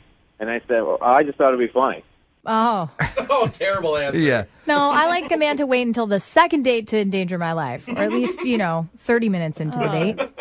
I guess, but it's if you're not up for that kind of humor, then I don't know if you should be dating Tuggy. Yeah, then you don't deserve Tuggy. All right. Has this worked for you before? Have you tried this trick? Not this one. No, the last girl I dated for about 2 weeks, when I picked her up, I immediately locked the doors, and she thought that was pretty funny. That is so creepy, Tuggy. That's awesome. Just staring at not funny. Tuggy, I like your dating style, man. We're 5 minutes into this date, and I'm already thinking that she needs to file a police report. Tell us what happened on the rest of your date. Well, so then we go very slowly to dinner. I'm following the speed limit. And we get there, and I'm like, cool. And then she says, oh, hey, a friend of mine works across the street at this other restaurant. And she's like, you mind if I stop in? I'm like, no, fine, that's cool. So I'm waiting in the parking lot for 15 minutes while she's in this other place. And I'm like, well, what the heck, what's up, And so I I go across in this other restaurant, and I'm looking for her, and I can't find her. And I said to like the hostess, "You see a girl that looks like this girl?" And she said, "Yeah, some girl came in and just asked to use the back entrance and left." Oh, no. So she ditched out the back door of another restaurant to try to get away from you, Tuggy. Yeah, so she bolted. So what do you want to do today then? You want to call her and find out if she'll go out with you again? You want to call her and apologize? What is the point? Yeah, I need you guys to make it all right. I need my bros I to don't- kind of make it all right. Smooth it out, huh? I mean, do you feel any remorse, Tuggy, for making her feel uncomfortable or unsafe? Yeah, I obviously came on too strong, and it's like I want her to know that I can take it slow and not be crazy right off the bat. I don't believe Laugh you. at the end. I don't believe you All right. at all, though, Tuggy, is Here the we problem. go. Tuggy, we're going to play a song. We'll come back. We'll call her, see if we can get her on the phone and get your second date update, okay? Oh, sweet. Thanks. All right, man. Just hold on. Moving 92.5. Brooke and Jubal in the mornings. Second date update.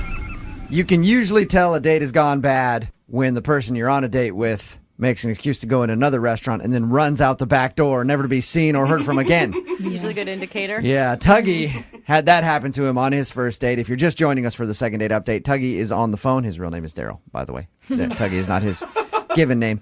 But he met a girl named Megan on Plenty of Fish. He's a bit of a prankster, I guess, and when he picked her up for the date, he pretended like he was going to slam the car into a wall. What a joke. Gotcha. To scare her.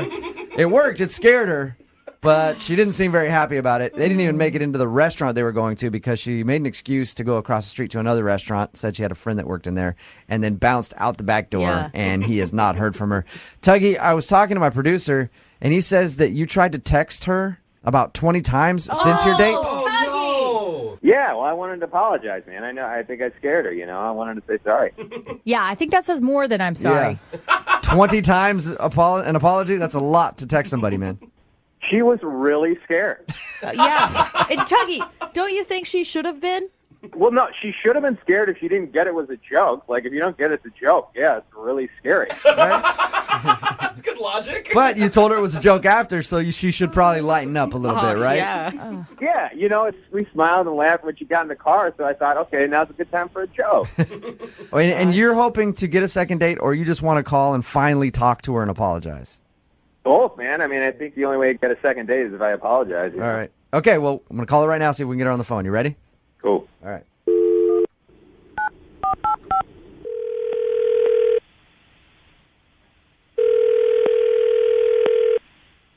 Hello, Hi, is Megan in? this is she. Megan, this is Jubal from Brooke and Jubal in the morning. I'm moving 92.5. How are you? Sorry, who is this? Jubal from Brooke and Jubal in the morning? Nothing? No, I know who you are, but Oh, nice. Okay. um, I'm calling you because you recently went out with a friend of our radio show on a little bit of a date. His name's Tuggy. yep, kind of an unforgettable dude. Tuggy liked you a lot. He emailed us and wanted us to call you and ask why you won't get back to him. Didn't seem like he liked me. I was not getting that vibe. Whoa. He basically almost killed me. Yeah, he told us about that. He feels bad. Oh, good. He feels bad. I'm glad. He also told us how you ditched him and made an excuse to go to another restaurant and then ran out their back door. Was it that bad? Yeah, some of my finest work, actually. I saw the nearest restaurant. I was like, I know someone that works there. Bye. Do you regret maybe giving a guy named Tuggy on the internet your address to pick you up? I didn't. No, his name was not Tuggy when we got together. His name was Daryl. I gave a Daryl my number, and a Tuggy showed up. Oh, that sounds like the start of a very, very, very bad story. And I guess it was for you, Megan. Please, from minute one, this guy was a clown. I was like, I can't do this. Can you explain the date in your words what happened? Because the way that he told us, it didn't sound, I mean, obviously his little stunt sounded like a big deal, but everything else sounded okay. Honestly, we weren't on a date that long. He picked me up. I said, nice to meet you, Daryl. He said, call me Tuggy. I was like, okay. It basically got worse from there. then he drove as fast as he could and slammed on the brakes right before hitting a wall. He's like, it was a joke. It was a joke. I'm like, that. I don't know in what world that's a funny joke. Then he drove really slow to kind of like really stick it to me. Like, is this slow enough for you? Oh, my God. Then he's condescending on top of The it. jokes continue. Wow. As you have whiplash in the passenger seat. Yeah, very funny. Just, I was in stitches. Sounds like it. He is driving down the street, and then he's like, if you don't think that's funny, I can do impressions. And then basically started, like, barking like a dog and then was behaving like a sheep. And I was not reacting at all. Well, they're impressions, yeah. It's They an are. impression of a dog and a sheep. Animal noises. That is, I would be scared. I would think I had just gotten in a car with a psycho killer. I mean, It was a joke. It was just a joke. Megan, that's Tuggy. He's actually been on the other line listening this whole time. God, why would you do that? I just told you that this person, I don't want anything to do with him. I don't understand why you would put me on the phone with him. Man, why do you make me out as like some sort of serial killer? All I just wanted to do was have a good time, you know? It's like Your idea of a good time is near-death experiences followed up by acting like a jack. That sounds like fun to me, Tuggy. And it sounds like a perfect recap. Honestly, even if we if hit there's a that girl wall, out there that likes almost dying and then getting barked at, good luck to her. we didn't almost die. Even if we hit the wall, we were just like maybe had like a broken wrist. Oh my God. How comforting. Good for you.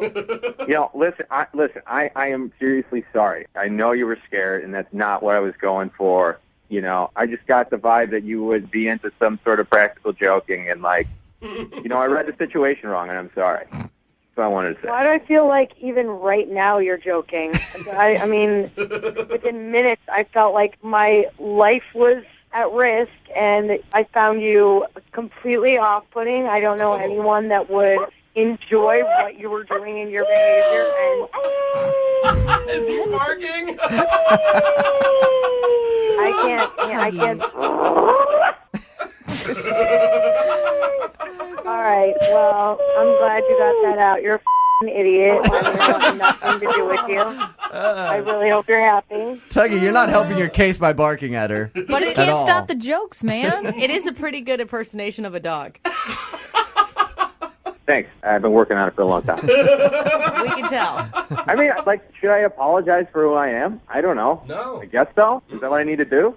No, I mean, if that's who you are, Tuggy, own it, you know? But you and Megan clearly don't click. You know, man, she made me feel real bad. Like, I Poor feel guy. real bad. Oh, no, I made him feel sad. Yeah, Megan. I'm assuming, Megan, that you don't want to go out with Tuggy again. We will send you out on a second date and pay for it. I'll even pay for transportation so you don't have to worry about Tuggy driving. I would rather pay for my own dinner 10 times than see that dude again. Well, Megan, do you at least have any advice for Tuggy before we let him go in his future dating conquests? I mean, I wish him luck. I don't really know. Wow. Oh, my gosh. All right. I'm done. He wins. He really wins. He wins. Yep. Yeah, man, I'm just going to be me, and you know what? So I'm sorry for that. That's awesome. Oh, my gosh. You just be you, Tuggy. Yes. Brooke and Jubal in the morning. First things first, I'm the realest. Drop this and let the whole